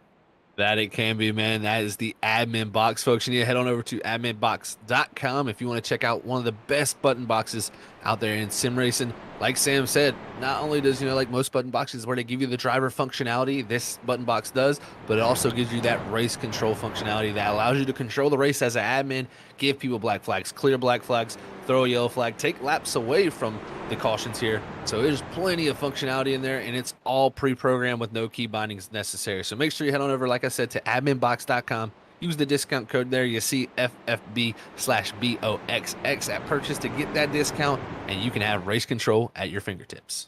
Well, we've seen a lot in these sponsors of yellow, red, and orange. You know what those colors mean? It means fire. And if you want some fire merch, that means head over to our merch store. Go get your Freaky Fast Broadcasting merch. We've got hats. I mean, we got ourselves hoodies, t-shirts, and plenty of different sizes and colors. And with the fall and winter season right around the corner, go get your hoodie today. Thank you so much to everyone that helps us and supports us here at Freaky Fast Broadcasting. We'll have a link for our merch store in the chat here shortly, as we are getting ourselves prepared, stacked up for racing action here at the ISRC Race Car Graveyard Truck Series. Again, this is Season 3, the cutoff race of the round of 16. 16 drivers fought all season long to make it into the playoffs, but tonight we already know 2 drivers that will not be moving on. That of Anthony Gaudio, who decided not to show up here this evening, and the poor misfortunes of Tyler Dangler. The one thing that you hate and you always fear, take a quick nap, you might miss out on the race if you don't set your alarm, and that's what happened in the 19. But Zach, tonight we've got ourselves 2 spots still to be grabbed, and with the fact of seeing that of Cody Reed, Eric Stamp getting those bonus points from the stage break, it really starts to close in on who's going to be in or out, which we will not know those numbers officially until this race is done. Yeah, man, it's going to be so close. I mean, we already had like 1 point out for Cody Reed coming in here tonight, 5 points out for Stamp. Well, guess what? They both got stage points, so it's going to be all changed up from there. Shelley was only 7 out coming in here. If he can come in here in this last part of this race and position himself well, he could be in the run for it. So it's a lot on the line, and we're going to see who's ready to risk it. Who's ready to go, as the pace car is already on the go to head to pit road with that hard left-hand corner. Everyone else, settle down, get prepared. It's Trenton Jump, Ollie Fonseca, Eric Stamp, Dakota Moniz, Cody Reed, your top 5 with Danny Cochran, Isaac Shelley, Carl Pooler, also that of Kyle Rochelle, Joshua Reed. And it is time to get back to Green Flag Racing for Roll with the Tide 240 here this evening, as we're at the start of lap 53 into turn number 1.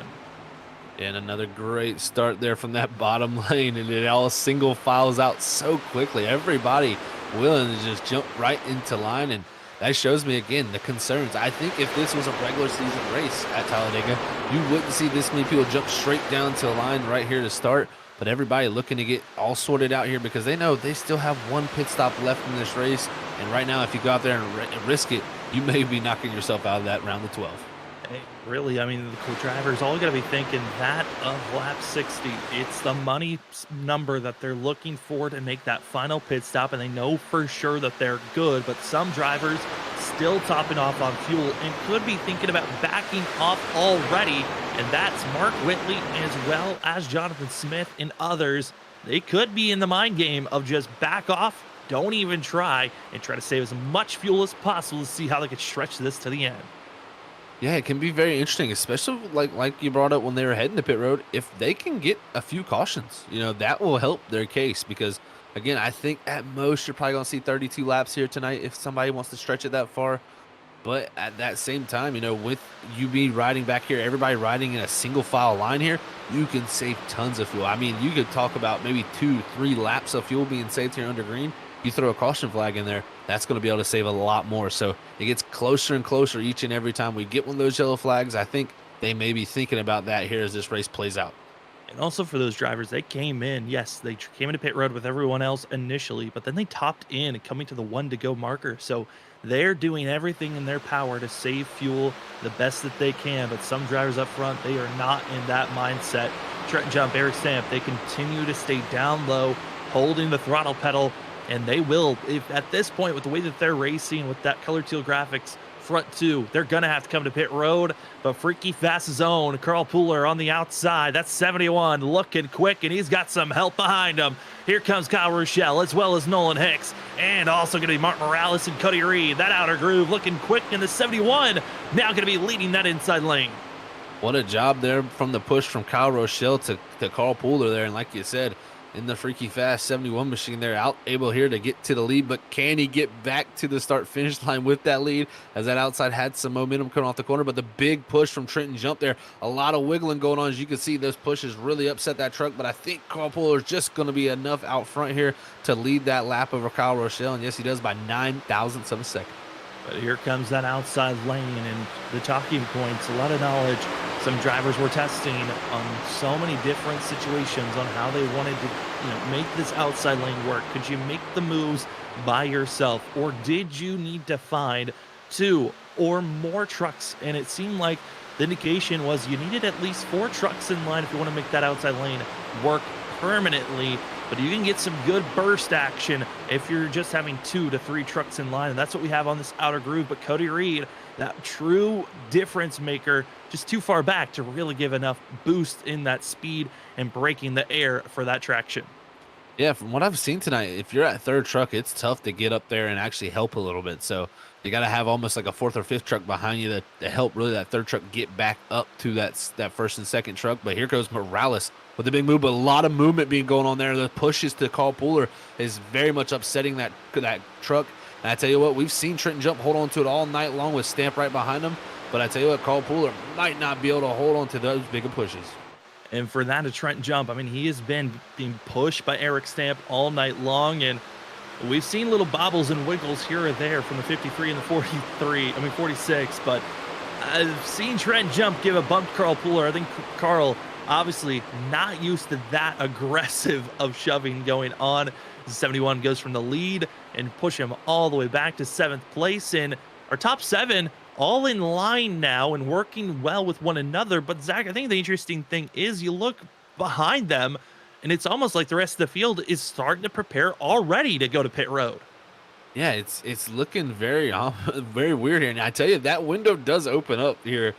I mean, technically at the completion of this lap, in my opinion, if my numbers are right, it should open up this lap. If you want to go all the way to the end, you're going to be kind of close on fuel, but you could technically do it. So we'll see. Does some people elect to do it? But here, a lot of drivers jumping up to that outside line, looking to go forward. Is that Snowy Desert Racing team there with Cedric Hunter, Nick Crawford, and Christopher Norris there. Christopher Norris does need some big points there after not getting stage points. And also, after getting himself some contact, that 38 is going to need some help. But as we're going to hop on board with Nick Crawford, or we were hoping to, going to be seeing how well these drivers can set up for themselves. How can you prepare to move forward as a group? Well, this team has already proven it already at Atlanta. Teamwork can make that dream work. Is that of seeing, Christopher Norris being pushed by Cedric Hunter and also getting the help from Nick Crawford. They were able to beat out that of the Blackjack Racing crew, who looked just as dominant back at Atlanta. But now the new faction that's really showing some dominancy, that of seeing the Color Teal Graphics crew. I mean, Zach, they've tried so many different things. I just feel like the Color Teal Graphics team, they looked so strong last season at times, but this season the luck just has not been there for them. Tonight's looking like that is a big switch up this evening.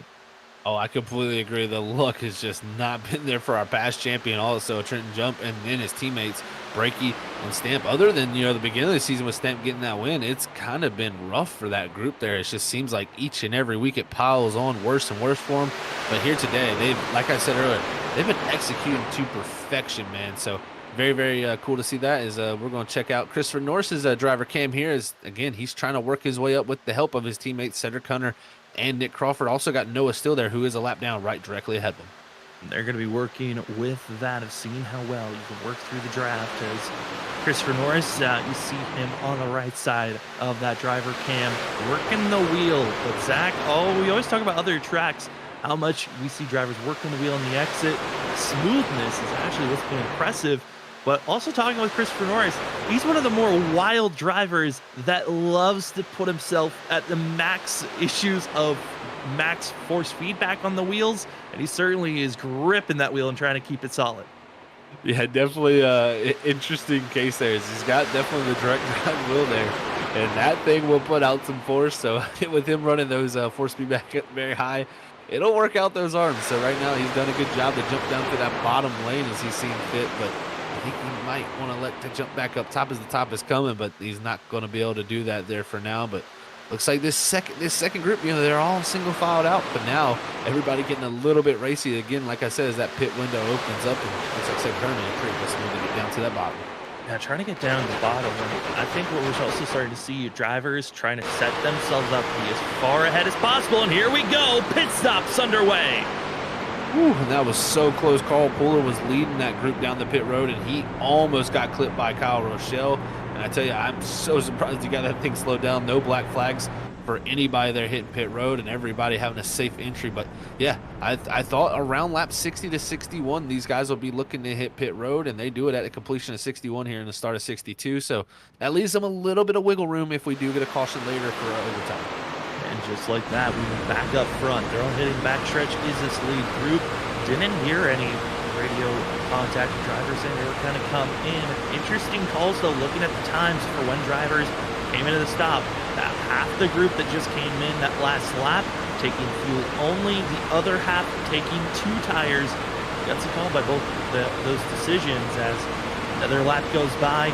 No one coming in from that lead pack this lap around. And the big thing I see for a lot of that group that did pit with those different, strategy, they are very split up exiting pit road. It's going to take them about a lap or two here to get back, probably all grouped up, and hopefully for a few of those guys' sakes, they don't lose the draft. I think Fonseca and Cochran are going to be the ones that are worrying the most trying to catch up to that. But again, as you can see here right on board with Stamp, there has been no let back of pushing here from this 53 to the 46. These two have put on a clinic pushing with each other. I mean, this is maximum trust, but when you've got, teammates, drivers that have raced around one another for years. I've watched Trenton Jump, Eric Stamp, Logan Breaking. They have ran with one another for multitudes of years as a team. They've trusted, they've learned each other's different styles. And I think, we were touching on that, Zach, earlier in this race, on the fact that we were curious on why Eric Stamp wasn't the one leading. The bonus points for leading a lap, giving that to Trenton Jump just logically didn't make sense. Trenton Jump, just by starting this race, was practically locked in to the next round with all the bonus points he's already grabbed. Eric Stamp was in the driver's seat of needing as many bonus points that possible to move on to the next round. But obviously, that comfort is where they want to run right now. It's the same spot Eric Stamp was in when he won back at Daytona. He was in second place. He was pushing Tom Bourne. And this could be the same scenario that he wants to be in and hoping for the same luck. Yeah, man, they've shown so far that they've done well at, super speedways here, and their work together today has been impressive. And Stamp had a moment there as he got on the apron just a little bit, but was able to not have anything go wrong there. But, I'm interested to see when does the strategy play out, because the other thing is, we've seen Stamp and Jump work so well together all day here, leading this bottom lane. Really, nobody's been able to take that away from him. But they also had Logan Breakey there, but with his connection issues, he's out of this race pretty much now. Oh, well, sorry, he's actually back out there now but still, I think, having a little bit of issues, and he's split up from his teammates. So that does concern me a little bit. If they don't do the right strategy here, they may get jumped that way.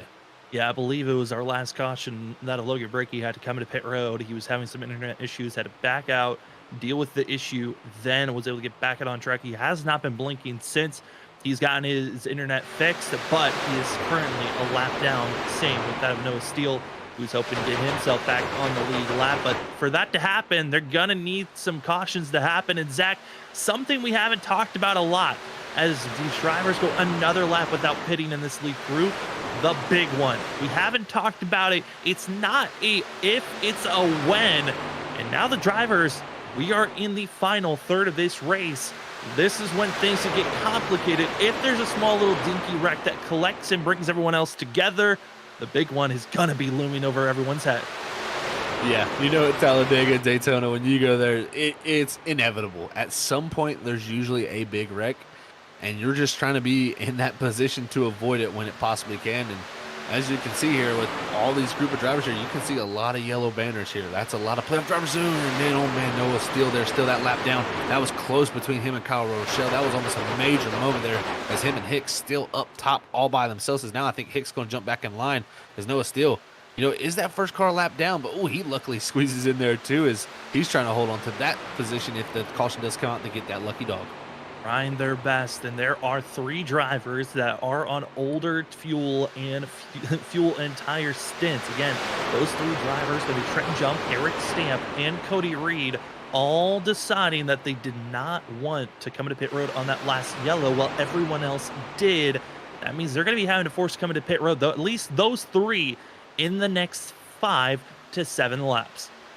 Yeah, that's going to be interesting to see. You know, you want numbers when you come to pit road, but if your hands forced, you got to come. So they might be in that position here very, very soon as it stays still single file. As the calm before this is like, you know, the calm before the storm, in my opinion, with everybody out here riding like this. Is, oh, you're going to see there now Reed duck off the pit road, like you said, and now Forbes and I believe Smith also following with Morales too. So, and Mick Adams also. So that whole Blackjack team, other than actually Smith, no, I'm sorry about that. That was Brakey that hit pit road with him. Yeah, Brakey's going to be following in suit. So 2 opposite drivers, and the rest going to be Blackjack crew joining in. And a good pack of 5 should be good, but if you're having a couple of drivers with internet issues, it can backtrack you very quickly, as our front runners still waiting to come into pit road. Now with Cody Reed coming in and Logan Brakey following with them and not coming in with his teammates, that's going to be put a little bit of a tricky spot for Trenton Jump and Eric Stamp. Again, they are both the front 2 of this lead pack. They're going to have to come to pit road in the next 5 to 7 laps. Well, the rest of the field, they can still stay out for another 10 to 12. That is going to be forcing a lot of these drivers that are further back. How much time do you want to give up truly, or do you just sit and wait on how you want to attack?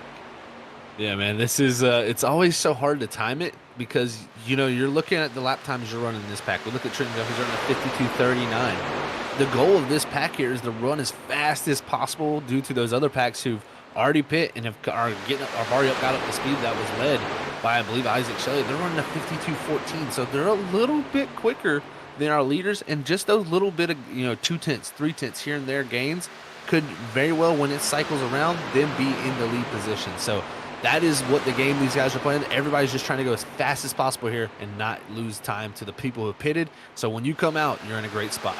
And Zach, touching on the drivers that have already come to pit road, bad news. Cody Reed, he did a fabulous job making sure he got those bonus points at the stage break, but he has lost touch to the draft for everyone else that has already pitted.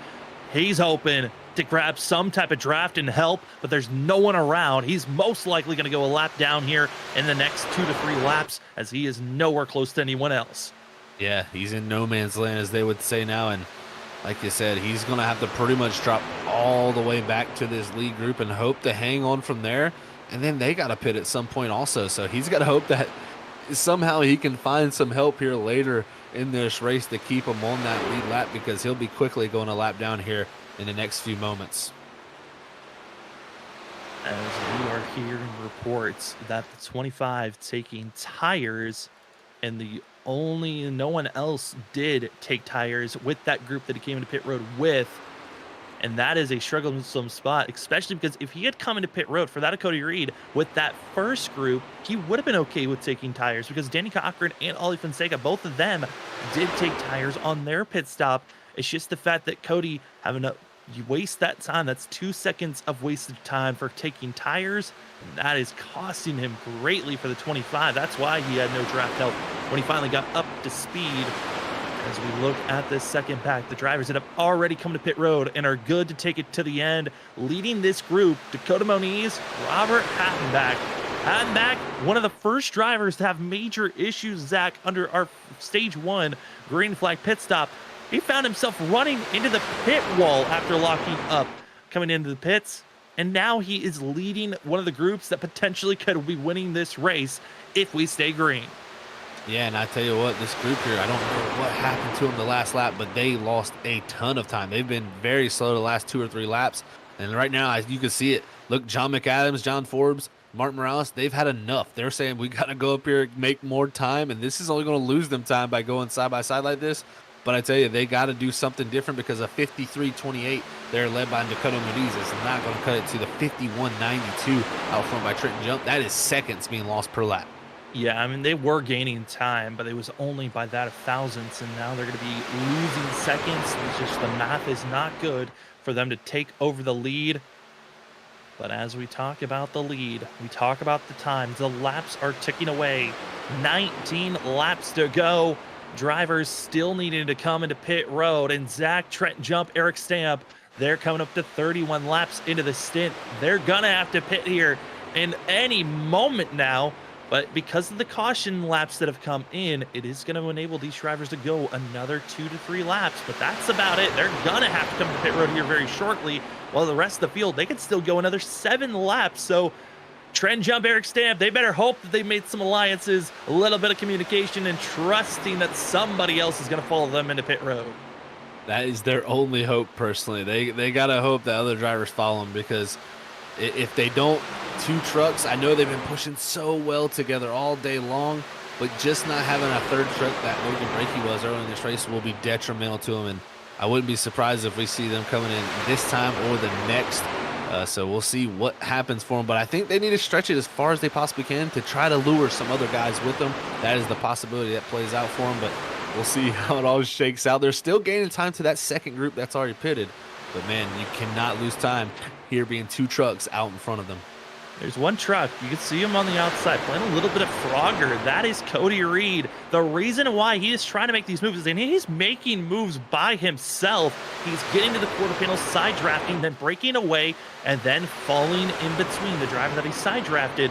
His goal, get by the white machine in this field. That is the 8 of Noah Steele. Noah Steele, Cody Reed, they are fighting on who is going to be the first car lap down, just in case a yellow flag comes out. Yeah, that's a huge, huge factor. Those 2 will know that in the back of their minds. So they're going to be fighting each other tooth and nail, trying to hold on to that first car, a lap down position. And, you know, it's so tough, especially for, you know, both of them who are playoff contenders. You know, if you're a lap down, you don't have any shot at anything here till you get back on that lead lap, and they know that. So they're fighting hard. And I can tell you, Cody Reed, like you said, he is side drafting every single car there, trying to find a hole in that line to just drop in here and maybe find somewhere to hold on till these guys finally hit pit road. But I tell you, I think Trenton Jump and Stamp, they've got about at least a lap or 2 left before they have to get their hand forced here. They're also gaining on that group that's already pitted directly up ahead of them. We are getting sense on that Nick Crawford trying to get closer and closer, not really gaining any time for themselves. And it's just so curious to watch all the different strategies and how they're going to be working out as Trent Jump, Eric Stamp, they somehow still have enough fuel. I don't know what machine they've got in there, but they have somehow found the magic to save fuel, even though Trent Jump's been leading this pack the whole entire time. That is the one place, as well as second in line. Those are the 2 spots you don't save fuel in. Yeah, no, exactly. You know, Trenton Jump is not lifting. He's running full throttle around this track and probably even sometimes dragging a little bit of brake personally just to keep him on the nose of that 53. So that little bit of extra dragging on the brake, that's also going to hurt fuel mileage. So, you know, I like I said, I felt like it was about 32 laps coming in here, and I felt like a few guys pitted a little bit earlier in the first beginning of this race. So with these cautions, they should be able to stretch it, but their hand's going to be forced very quickly here. And they're showing to what extent you can make the fuel last. And maybe those group that topped off, how much have they saved? But here they come this time. Into pit road, also going to be a big cluster. They're not alone. It's going to be Kyle Rochelle and others, but do not make any mistakes. Mistakes were killer to Nolan Hicks last week at Rockingham. He went from trying to battle for the lead to out of the race. And drivers that all came in this time, all going to be finding themselves going to be on that of a clean entry. No black flags so far, but now don't slide through your box. Yeah, this is a huge, huge moment for these drivers here. They cannot make mistakes. This is the critical pit stop that could come down for that checker flag finish. I tell you what, everybody leaving their box, and you can see Look at that. Jonathan Smith and Mark Whitley, those were the drivers that topped off. That is what they utilized there. They had to put less fuel in the trucks than the rest of the group. They were able to jump out ahead. Tires were going to be grabbed. That of Joshua Freed taking too long on his pit stop. He will lose the draft for the 96. It's going to be a good cluster of about 6 to 7 drivers that are in the good. But yeah, see them on our ticker board. They're swapping. They're into pit road. It's Cedric Hunter as well as Christopher Norris and Nick Crawford going to be making their pit stop. They're just going to be a group of 3, and they're going to see if they can have a little bit of magic moving forward, as if you're coming in the smaller pack, that means there's so much more pressure on making sure you don't make mistakes. That they are, and they were battling with Cody Reed a little bit too. Now, I don't think they got the greatest organization on that lap before, so this is going to be close for them. You see this group here coming out of 3 and 4 now. Cedric Hunter, Nick Crawford, and Christopher Norris all exiting pit road now. They got to hope they get up to speed well here, because this group is coming quickly. If they can't latch onto them, their race will be almost over. And there's now only one driver that needs to come into pit road that cannot make it to the end. That's going to be Ethan Smith, who is banking on a yellow flag as he is still dealing with some extreme damage. But here comes the surge. Will it be Mark Whitley? And here they come on the outside. Watch on the apron. That's where we're going to be finding out. Cedric Hunter, Christopher Norris, Nick Crawford, they just get up to speed, but they're going to be jostling on who's going to be leading this pack. And it looks like they want Norris to be that leader. That they do, is they got him out in front here, but here comes that group, and you can see the head of steam they have just with that extra lap to build up the momentum. Mark Whitley, with the help of his teammate Jonathan Smith, they should easily storm to the lead here, also with the help of the Color Till Graphics guys. But I think the Snowy Desert Racing team should be able to latch on here. And luckily for that of Cedric Hunter, he had Ethan Smith to try to help with his bumper to get him back up to speed, as they'll fall in line. This lead group, it is 10 drivers on the lead lap, 1 lap car. It's going to be just 10 drivers in this group racing this out. 12 laps to go, Zach. That second pack, nowhere to be found. But oh boy, Trent jump, Eric Stamp. They make a little bit of contact on the exit of the corner. It worked when they're on the inside, but when you're on that outer groove, that bad bump is so much more deadly. That it really is. It's just a lot easier to get spun there. And Trent jumps down to the bottom lane. He's going to get out in front of Mark Whitley here. That separates the two, but can Stamp get out in front with the help of Hicks here? Because they also have Rochelle looking to maybe push. Also, this might be the chance for Eric Stamp to get a lap led in this race and get himself ahead of Trent Jump. But it's broken up the 2 teammates here, as Whitley's on the back bumper now. It's all about teamwork from here on out. How do you work with the ones around you? Do you have allies on your back bumper or in front? Or do you just have to trust on who's on your back bumper and trust that they don't just leave you out to dry? And right now, for that of Trenton Jump, he has been having Eric Stamp on his back bumper all night long. Now with the newcomer, Mark Whitley, how will the 77 be aggressive? But it's going to switch out as that of Eric Stamp finally gets down low. Yeah, great job there in getting to that front position, and he's going to try to lead himself a lap here, and that will give another bonus point to him that will allow him to possibly position himself for moving into those playoffs. Eric Stamp and Trent Jump, what great teamwork those two have shown all night long, and right now, once again, they're tangoed up again. It's been setting up for that of Eric Stamp to try to push Trenton Jump to a win, but now the flip-flop. Will it be Eric Stamp taking the 2 giant super speedway tracks at Daytona and Talladega this season? He already took the Crown Jewel event at the start of the season. Can he win here to make it into the next round? He came in tonight 5 points out from the good to move on to the next round of the round of 12 of the playoffs. This was one of the tougher rounds of the whole entire playoffs of Rockingham and then Talladega.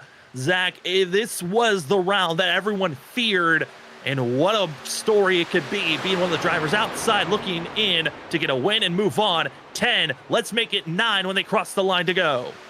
That would be a huge, huge moment for me. Look at that. Kyle Rochelle makes the big move to go down to the bottom line, but here comes Mark Whitley. He jumps up to there and help Hicks, but he says no, sir. He goes to the top 3 wide as he's going to have his teammate Jonathan Smith there. This is going to check up that middle groove, and Hicks is going to probably try to fall in groove there behind Rochelle and also Norris, but now that outside line with that move did not work for Whitley. They're going to go to the back of this group. Oh, will they work this out? Snowy Desert Racing now going to be trying to get by Mark Whitley as well as Jonathan Smith. Up front, still Eric Stamp, Trenton Jump, and Zach. We've seen plenty of leagues throughout here at Freaking Fast Broadcasting when it's 3 teammates in line. it's so much more helpful than just having two. That third, so important. But if you're trapped like Norris, Nick Crawford, and Cedric Hunter, there's not much they can do in this situation as we're riding on board with the 38 machine, just getting a sense. And here comes that momentum, but he's boxed in. They're going to be trying to figure out how to get each other side by side to see Nolan Hicks bop up to the outer groove. He's on Mark Whitley, Jonathan Smith. They're going to leave that 86 machine high and dry once again. Yeah, they are to jump back out to that third groove. It didn't work the first time. They tried a second time, and I just don't think you got enough help with just two trucks there to make that third groove go. And that's what we're seeing once again. They just fall slightly back, and now that Snowy Desert Racing team up to the back bumper of Kyle Rochelle, Trenton Jump, and Eric Stamp. So that inside line definitely pulling forward. And like you said, three teammates is always great to have, but you got to be able to position yourself together. Right now, they're still stuck side by side with this group behind them. Side by side as it's 8 laps to go, about to be 7 to go. If you're in the chat, let's make some noise. Who are you rooting for? Who do you think's going to get the win? Because this is a cutoff race with so much power, so much need. Christopher Norris also in 4th place. His storyline being tied for that cutoff spot. And he was the bubble driver that needed a great win, or at least a good points day for himself. Did not get the stage points that he was hoping for, but tonight, getting and finishing in the top 5 could be just enough to move on into the playoffs, but so many other drivers hoping to steal and move their way in. Eric Stamp continues to lead the way as they're on the backstretch.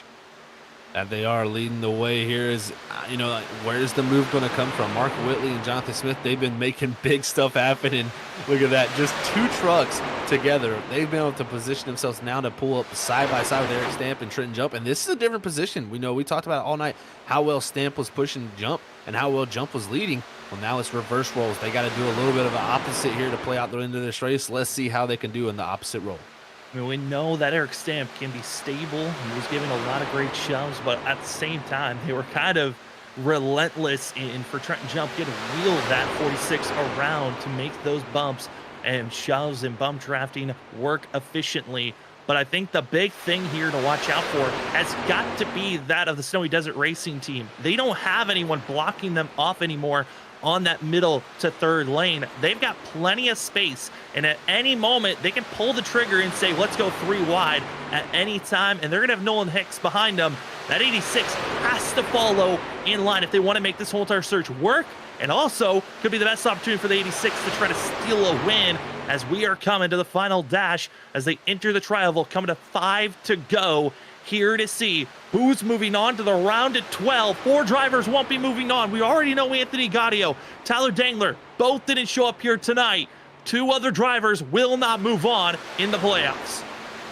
Who is it going to be is the question. 5 laps to go here at Talladega. That's 5 long laps too. It feels like an eternity here. You're just waiting here in this group for that white flag, because that is your chance to go. You get the go button at that point and you pretty much try your best. And you can see here Cody Reed, he's going to be dropping back into this group, going possibly a lap down. This could get a little bit mixy. He's already given the indication he'll be going to the outside. Next driver in line's Ethan Smith on where he will go to get out of the way. We continue to stay side by side. And for that, a Blackjack Racing, this was not the race that they were hoping for after the amazing run they had at Atlanta. The penalty on John Forbes really changed up how they were going to run tonight's race, and they never could get back off of that back foot. And now they have to just watch this amazing action up front. Colored Teal Graphics, Mark Whitley and co. trying to get themselves up front on who's going to get the win. And then you've got Snowy Desert Racing sitting, lingering, waiting to see how they're going to pounce. 4 laps to go here tonight. Yeah, and I wonder how much is Norris willing to risk in that 38 machine. Christopher came in here 1 point to the good here coming in tonight. But the question is, he didn't get stage points. And cautions out on the racetrack. That second group wrecked. It's a big one. It's a carnage, but is it the big one? As drivers are scattering behind in that 13th on back situation. And the wreck, Zach, the timing, this could be putting us into overtime. That it will be, and I tell you what, also Cody Reed, he's going to most likely get the lucky dog. This is huge for that 25 machine, but look at the replay here. 4 wide, that's not going to work. Fonseca up into Pooler, and then down into, it looks like McAdams there in the 47, and that was just a tough break there, going 4 wide in the second group back there to get this caution. Hard to tell who exactly initiated the 4 wide, but certainly not a situation you want to see for a second pack to be placed in, and to see Mark Morales turning into a tosser as he's flipping around after late contact with the 47. And man, that's got to be a frustrating thing. But Zach, that second group, always when the laps are ticking away, always seems to be more aggressive than the lead pack. And see Mark Morales, he's down low on the apron, and it's just a helpless feeling being wiped out there late. Yeah, you know, I was watching that second group, and I was saying, man, if there's going to be a caution, most likely it's going to come here. I didn't want to jinx it, so I didn't bring it up. But of course, that second group got a little bit aggressive, got 4 wide heading down in there. You also had Logan Breaky, who was still blinking just a little bit. I think the connection issues there caused some contact with him. And from there, it was just mayhem across the racetrack. And we saw Martin. I mean, he went spinning like a top. So this sets up an interesting finish, especially if these drivers didn't top these cars fully off. They could be looking to possibly go into overtime here, and that may be an issue. As the drivers are rolling, it looks to be our driver getting the lucky dog spot. It should be Cody Reed in the 25 with where everyone was lined up, which, I mean, Zach, the 25 machine, massive. He's still got plenty of speed in that truck to work with, and it has just changed. We are officially in overtime. That is going to change things up too, because there's possibly 3 attempts at it. If we get a few cautions here, if you didn't, put in that little bit of extra fuel when you came down the pit road to make a quicker stop, you could be in trouble. So I think you might see some guys looking to save some fuel on these cautions here. That's why everybody's a little bit spaced out here, trying to probably save as much fuel as possible for these extra overtime laps. And Cody Reed, though, in that 25 back on the lead lap with him being 19th, he has got a lot of opportunity here to go gain some points, and especially with those stage points he got early in this race, any points he can gain now will help his cause. I'm looking at some of the drivers that decided not to come into pit road, and it's kind of puzzling to see that of Danny Cochran, John Forbes, Ollie Fonseca, Isaac Shelley, as well as Robert Hattenbach, all deciding to stay out. Now, they've been out there with this fuel and on this run for 28 laps. Now, I get if we get an early caution, we go into overtime attempt number 2, that, I mean, you're going to have some pacing laps, but that is a risky call to be, if we go into later attempts to not come into pit road now just to top off, especially with the amount of drivers that are in pit road just trying to get repairs done for themselves. Yeah, the only thing I can think is they possibly feel that they're good for this first one. If we do get a second and a third, they probably will have to come to pit road. So we'll see how that works out. And then if you did come to pit road here, thinking we might get more, you might be able to jump a few of those guys with them having to hit pit road here, these later green, white checkers. But you can save a lot under fuel. Under a fuel under caution. So it is very, very possible. But man, it's going to be very interesting, especially with all of the situations and opportunities still yet to play out. I think, we've said this race has been pretty calm so far, personally. I mean, it's been single file for majority of it and double file for a couple upper laps after that. But I think you're going to see a couple lanes being utilized, and there might be some 3 wide action here from start to finish. As we are officially in overtime, the rules are simple. It's all about getting to the checkered flag. Now, if we do not get to the 1 to go marker, and we get a yellow flag with still right when we go green, we will then go into overtime and attempt number 2. If that same scenario happens, we go green, we do not get the white flag, we get the yellow flag in that first lap, we will go into attempt number 3. If we go into attempt number 3, that's when the rules change. We'll get to those if needed. But this is overtime attempt number 1. Zach, the drivers threw it out. I mean, with the way this season's been, I feel like every time we said, hey, there's a chance this race could be a wreck fest, there's opportunities for this to be carnage, they always surprise us with this race staying green. And I'm kind of not surprised at all with how this race went. This is only our 3rd caution of the day, 2nd on-track incident to bring out a yellow. Our first was the stage break. Now the drivers are in position, overtime. The gloves are really truly off already now for some of those drivers deeper in the field. They're going to have to make some big moves. That's why I said that was potentially the big one on that last wreck, because there's a chance there could be even a bigger wreck to be seen before this race is done. Yeah, that was about half our field there back there. Now we're about to have the whole field stacked up. So yeah, those probability and chances skyrocket here with this green, white checkered. So we'll see how it plays out. And again, like you said, only 3 cautions here tonight, 1 with the stage there. So, you know, really technically only 2. That's the cleanest race they've had here at Talladega in the past history, having 5 and 4 in the past. So we'll see. Is there another caution waiting to loom here? I think the possibilities are very high. I think you're going to see a lot of guys willing to risk it here because they know this is do or die. If they don't go up there and get the positions they need, they may be knocked out, not going on to fight for a championship. And that's what it's all about when it comes down to racing. You go out there each and every week trying to get to that final trophy at that final week. There's only about 3 drivers that we knew were moving on to the next round based off of the amount of points that they grabbed at the stage break and because of just the amount of points that they had and not enough drivers showing up. We had Ethan Smith with his win last week at that of Rockingham. Then Cedric Hunter's good on points. Trenton Jump is good on points. Everyone else is still in a pretty precarious spot just based off of how stage points have been. We won't know those numbers until probably almost to the end of the broadcast. Maybe even it will take a couple of days. But for tonight, overtime attempt number 1, it's roll with the tie 240. It's the last race of the round of 16. Let's go back to Green Flag Racing. A little bit of an early start there from the 77 to the 72, but they jump out to the early lead. They block the high side and look to cover off the Color Teal Graphics group, but now going to have to drop back down low as the outside line has all night struggled to get going on these starts, but this is the first time we've seen 2 trucks stay up there. Here comes the Color Teal Graphic group off the top of 2.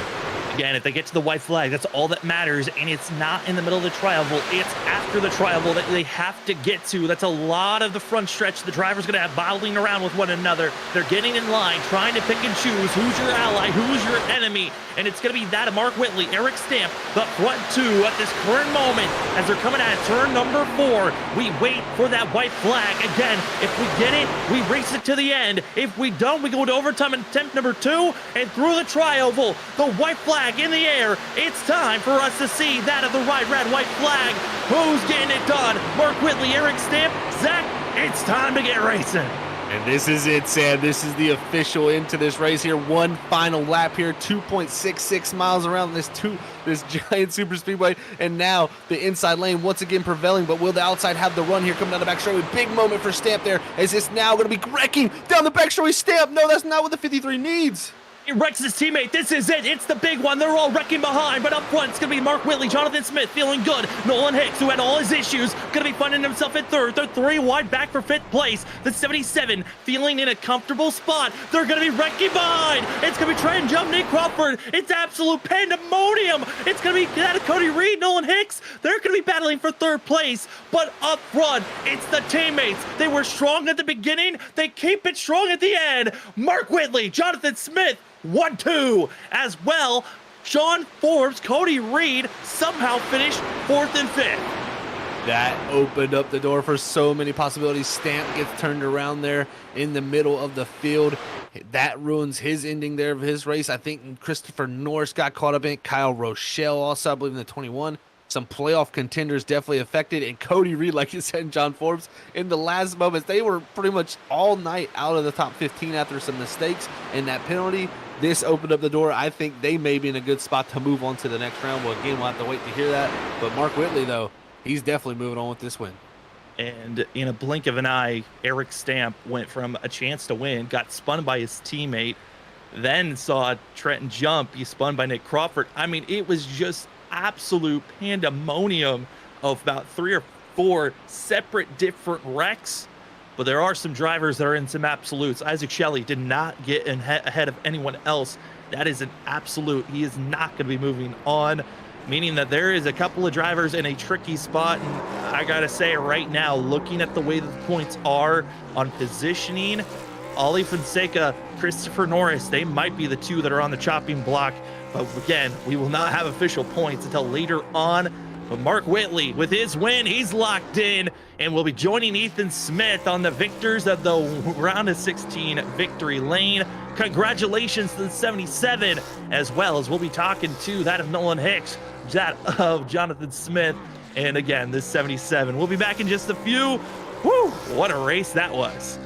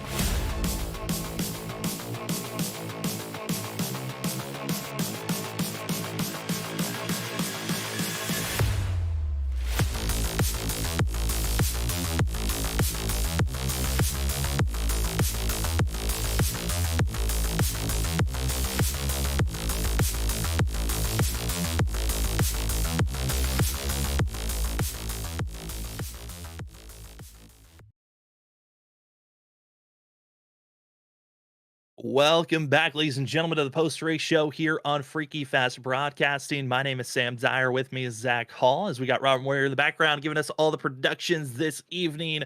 You just got to see that of the Rolling with the Tide 240. We got our top three to get their thoughts on how tonight went. So let's start things off with third-place finisher Nolan Hicks to get his thoughts on that wild pandemonium finish at the end. Nolan, it's Sam and Zach up at the booth. Congratulations on a top three finish, especially after the way last week went. How are you feeling after that one? Thank you. Yeah, it feels good to be on the podium.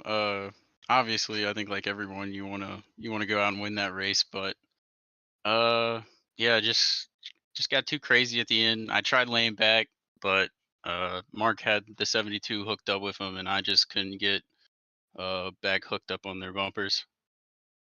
Well, Nolan, yeah, it definitely seemed that way. The 72 and the 77 were definitely hooked up there coming down to the end, man. But a valiant effort in there to get back to third for yourself there after that wild ending. But yeah, Sam brought it up last week at Rockham, hit sped on pit road, had a great chance at a great finish there last week. But the great finish here tonight. How do you feel with the momentum building up for yourself as this season comes to a close, even though you're not in the playoffs?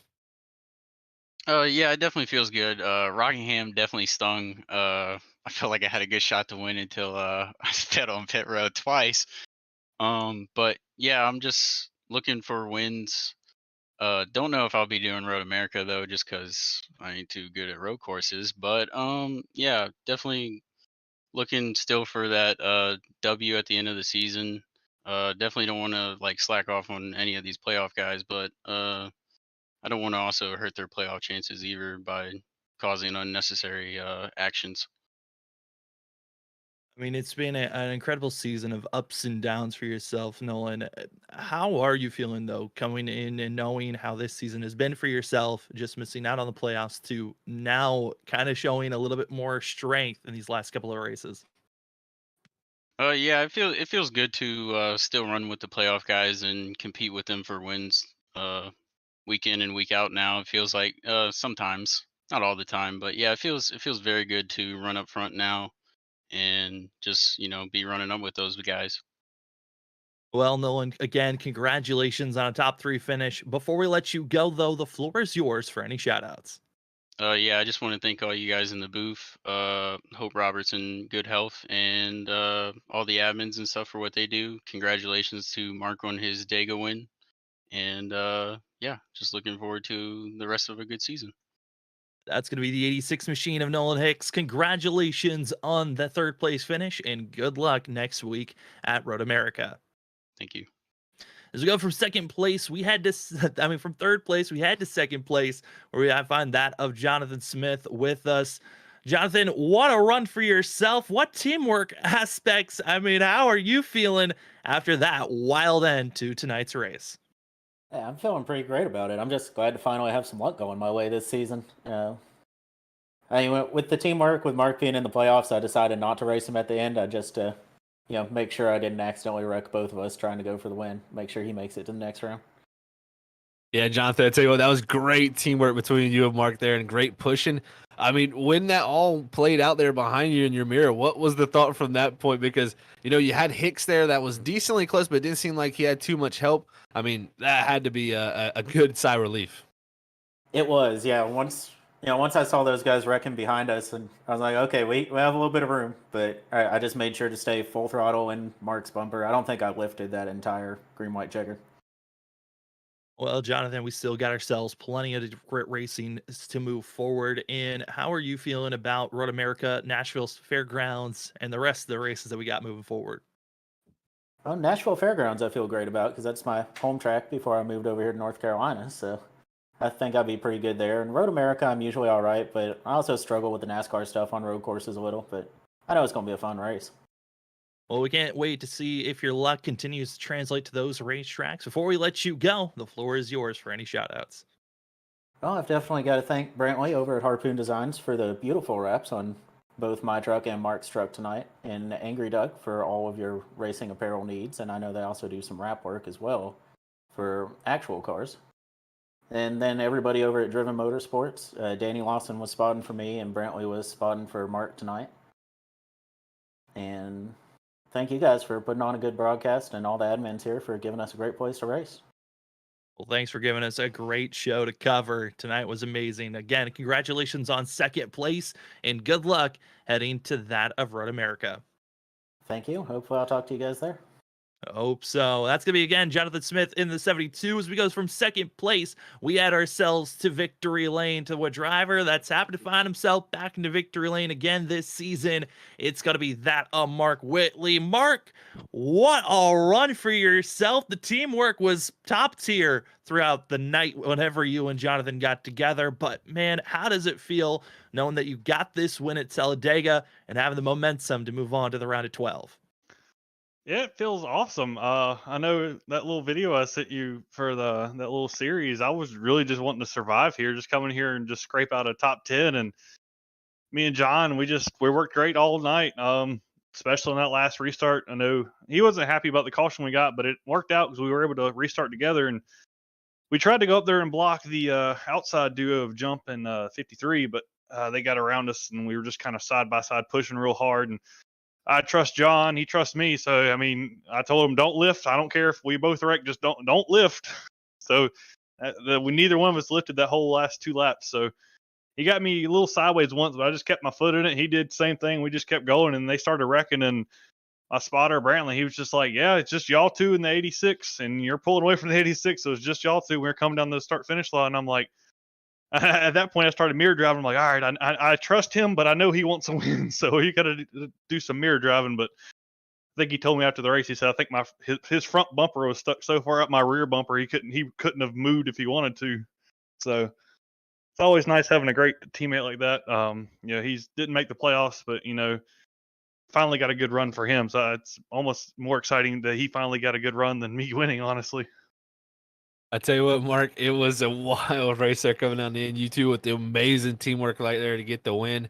And, you came in here pretty good tonight in points. You just had to have a solid night to move on to the next round, but a win will help you definitely move on. We got Road America and Nashville Fairgrounds. We know you're a very good road course racer. How you feel about those next 2 races coming up in that next round? Yeah, road courses. I've definitely become one of my favorites. I feel like we're probably top 5 speed-wise on road courses in here. Probably Trenton is probably going to be, I know he was probably the fastest at Watkins Glen, and we had a battle with him. So it's really just going to be about getting some practice, getting the feel for the track, because these trucks are a handful, especially when you first go to a road course. You just got to get down a good rhythm and find out how to drive them. So it's just going to take a little practice. And then Nashville, technically, if you want to get technical with it, Driven Motorsports used to be based out of Nashville. That's where John's from. He's the team owner. So I've always liked that little short track. It's fun. There's a lot of quirks to it. He used to work on a late model that actually runs out there in real life, so he got some real life insider knowledge on the track. So hopefully we can do good at both of them and get a win either one of them, or hell, both of them. That'd be a great continuation of the playoffs. I know haven't been able to get as many wins so far as we wanted, but this is a great way to step it up and get a second one for the year. I mean, it has been incredible to watch, Mark, on this season. I can't wait to see how everything is going to move forward into the next part of the playoffs. Excited to see how it's going to go down. But before we let you go, the floor is yours for any shout-outs.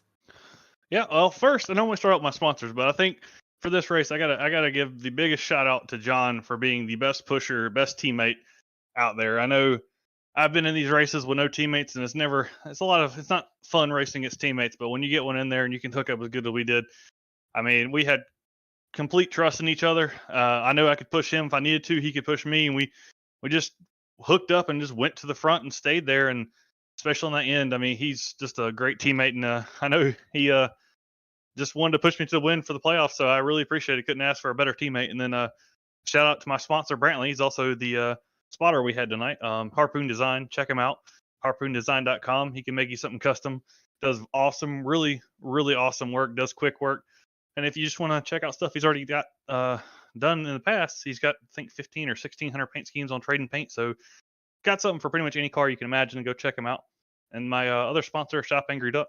They're your one-stop shop for all your custom raceway apparel, hats, t-shirts, hoodies, anything apparel-wise. You want something custom made, they can make it for you. No order limits. Just want to order one thing, you can go do it. Check them out, shopangryduck.com. And then final shout out, my family. I always tune in these broadcaster races. I know I always appreciate the support. I always appreciate the text messages after the race, no matter win, lose, or wind up upside down. It's always good having their support group behind you, and appreciate them. And also, I got to shout out y'all for an awesome broadcast, because I know Freaky Fast is one of the best in the business. I know we missed y'all last week, but I'm glad y'all are back this week, and hope everything is going to go with Robert. Oh, Mark, it helps when you put on a great show for us to cover, as tonight was incredible. And again, congratulations on your win. But I know it doesn't get much easier going to the next round. So good luck heading into that Road America. And congratulations on this win, and have a great celebration with it. All right. Thanks, guys. Appreciate it. As we find ourselves going from that of victory lane, take a look at our unofficial results as the numbers are being tallied right now, currently trying to figure out who is in to the playoffs for the next round. Zach, we just got notified. It is getting crazy on getting the numbers proper, because we actually have a three-way tie on who is going to be in or out of the round of 12. Those three drivers being Ali Fonseca, Christopher Norris, and Noah Steele. Those are the three drivers that are on the line currently. Race admins are trying to tally up what the tiebreaker is actually going to be.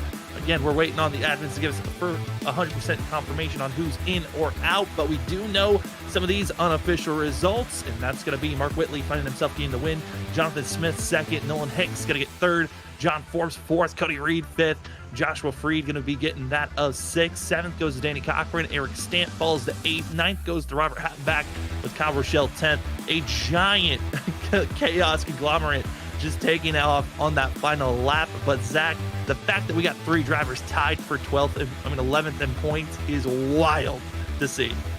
That it is. I mean, you look at the finishes there. I mean, Norris finishes 12th, Fonseca finishes 17th, Steele finishes 20th. One change in those positions changes that whole tie scenario. So, wow, it just shows you that every single point matters. It doesn't matter if it's a bonus for getting those 0 incidents. It doesn't matter if it's leading the lap. It doesn't matter if it's a stage point. That 1 point could come back to be the matter. And man, looking at the rest of these official results, it just shows you how close and how tight it really can be. We're going to get, like you said, waiting for word on that and see how they do the tiebreaker. But man, that is intense to see, and it just shows you how close playoffs can really be. Besides those tiebreakers, we already knew two drivers that are locked in based off of wins. That's Mark Whitley, Ethan Smith, fantastic seasons that they have had, which will allow them to move on to the next round. Just based off of points, Cedric Hunter, Trenton Jump, they were good either way on how bad their finish was just after the stage break. There were not enough points for either one of those drivers to be bumped out. Kyle Rochelle's fantastic finish allows that of the 21 to finish 5th in points. Danny Cochran moves up to 6th. He's tied with that of Nick Crawford. John Forbes, after unlapping himself, having the best finish that he could have at the end there, that allows the 11, who was almost one of the drivers that could have been tied if he didn't get that late surge on the amount of positions he grabbed. He will take 8th, 9th, going to be Cody Reed after he bumps Nick Crawford and others out of the way. Eric Stamp, who at one moment I was terrified if he was even going to be able to move forward into the next round of the playoffs. He will be able to move forward. He will get 10th, and then the three drivers tied to see who will take those final two spots. Ali Fonseca, Christopher Norris, Noah Steele. We're still waiting on that. The drivers we 100% know are not moving forward. Going to be Isaac Shelley, who found himself being stuck in the wall at the end, as well as Tyler Dangler and Anthony Gaudio, that both missed today's race. I mean, Zach, an ultimate season that almost, I know I miscalled it, a few weeks back of a tie of Christopher Norris trying to get in. It was a miscount on my part, but an actual tie now to even try to get out of the first round of the playoffs. Dude, it just shows you what we got in store. I mean, this is, it's going to go down to the wire. I mean, you don't know till that last white flag lap at the final championship race who the champion is going to be anyways.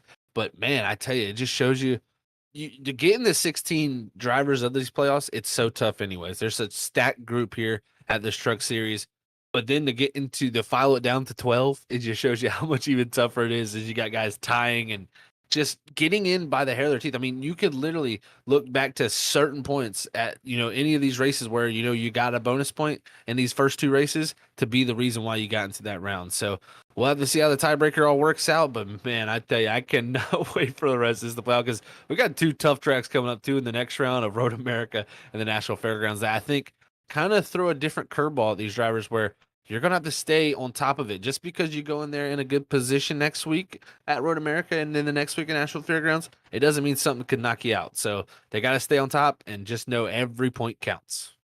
Speaking of every point counts, there was a point given out for 0 incident points. John Forbes was the only driver that finished out this race that came away with a 0 incident. That is wild to see for a driver that had a lot of ups and downs and actually was in the eye of the storm there late with that final big wreck coming through 3 and 4. So incredible job by the 11 to keep his nose clean, even with the penalty that he started out into this race with after his intentional wreck last week. But Zach, touching on next week, Road America, certainly a track that's going to be bringing a lot for the drivers. They are going to be having to go road course racing. We got a lot of good road course drivers that are left in the playoffs that we know are for sure moving on.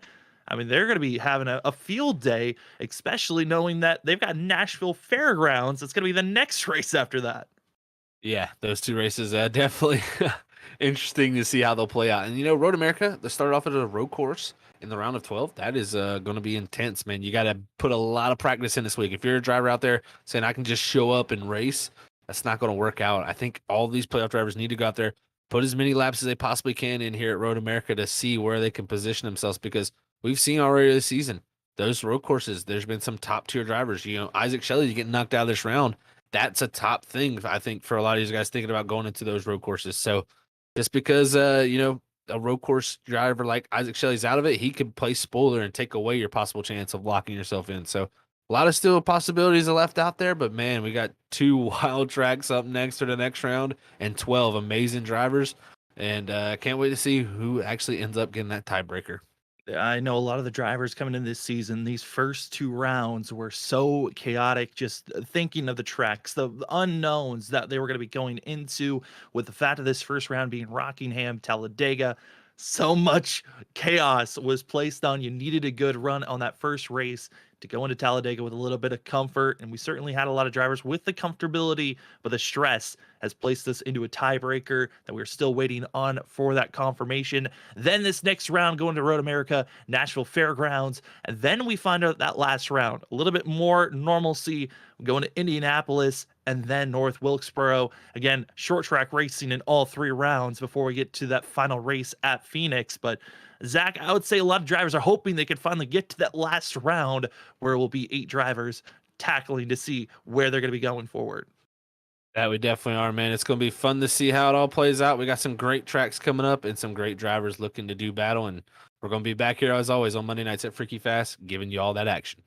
Can't wait for more coverage. You got to see incredible racing here tonight at Talladega. Well, it goes short track racing this week. We got double headers of short track racing this week. We got tomorrow night, Full Send Racing Series. They're going to be finding themselves heading to Martinsville. Then Wednesday night, it's the Wicked Racing League. They're heading to Martinsville. Atlanta for more playoff racing action, gonna be for that of the Stars and Stripes series until we take Friday off when we're back for WSSR Roasted Gems Cup Series action as they'll continue on their playoff push to see how well they can continue forward in that series before we come right back here next Monday night, the start of a new round. It is road course racing at Road America. Can't wait for his Zach. As before we finish out this call, any of your final thoughts before we get out of here? Talladega's wild, man. Crazy stuff. Every point counts. I'm going to write that down as take that to my own knowledge that every single point matters. It doesn't matter if it's the week before or the week next. You got to go out there and race for every single lap. So can't wait. And it's going to be wild in that next round, folks. I tell you what, you're not going to want to miss it. The admins will continue to figure out who's in and who's out. If you would like to see right when those numbers are official, go over to the ISRC social medias or even on our social medias to see who will move on, as admins are still debating. But for us, we got to move on. We got to go to bed. You guys should also. We'll see you on tomorrow night. It's the Full Send Racing Series, short track racing. It's going to be just as chaotic as you saw here tonight. Can't wait for it, as that is for the Full Send Racing Series. But for tonight, thank you for joining us on Freaky Fast Broadcasting. For myself, Sam Dyer, for Zach Hall, for everyone else here at that of Freaky Fast Broadcasting, and of course to Robert Moyer. We're so happy that he is in the booth helping us out with production after the scare that we had last week. Hope to continue for his health to get better. Be praying for Robert. Be praying for everyone else out here. And for us here tonight, thanks for watching. Congratulations to the 77 on his win. And good luck next week. It's the round of 12. Who's moving on?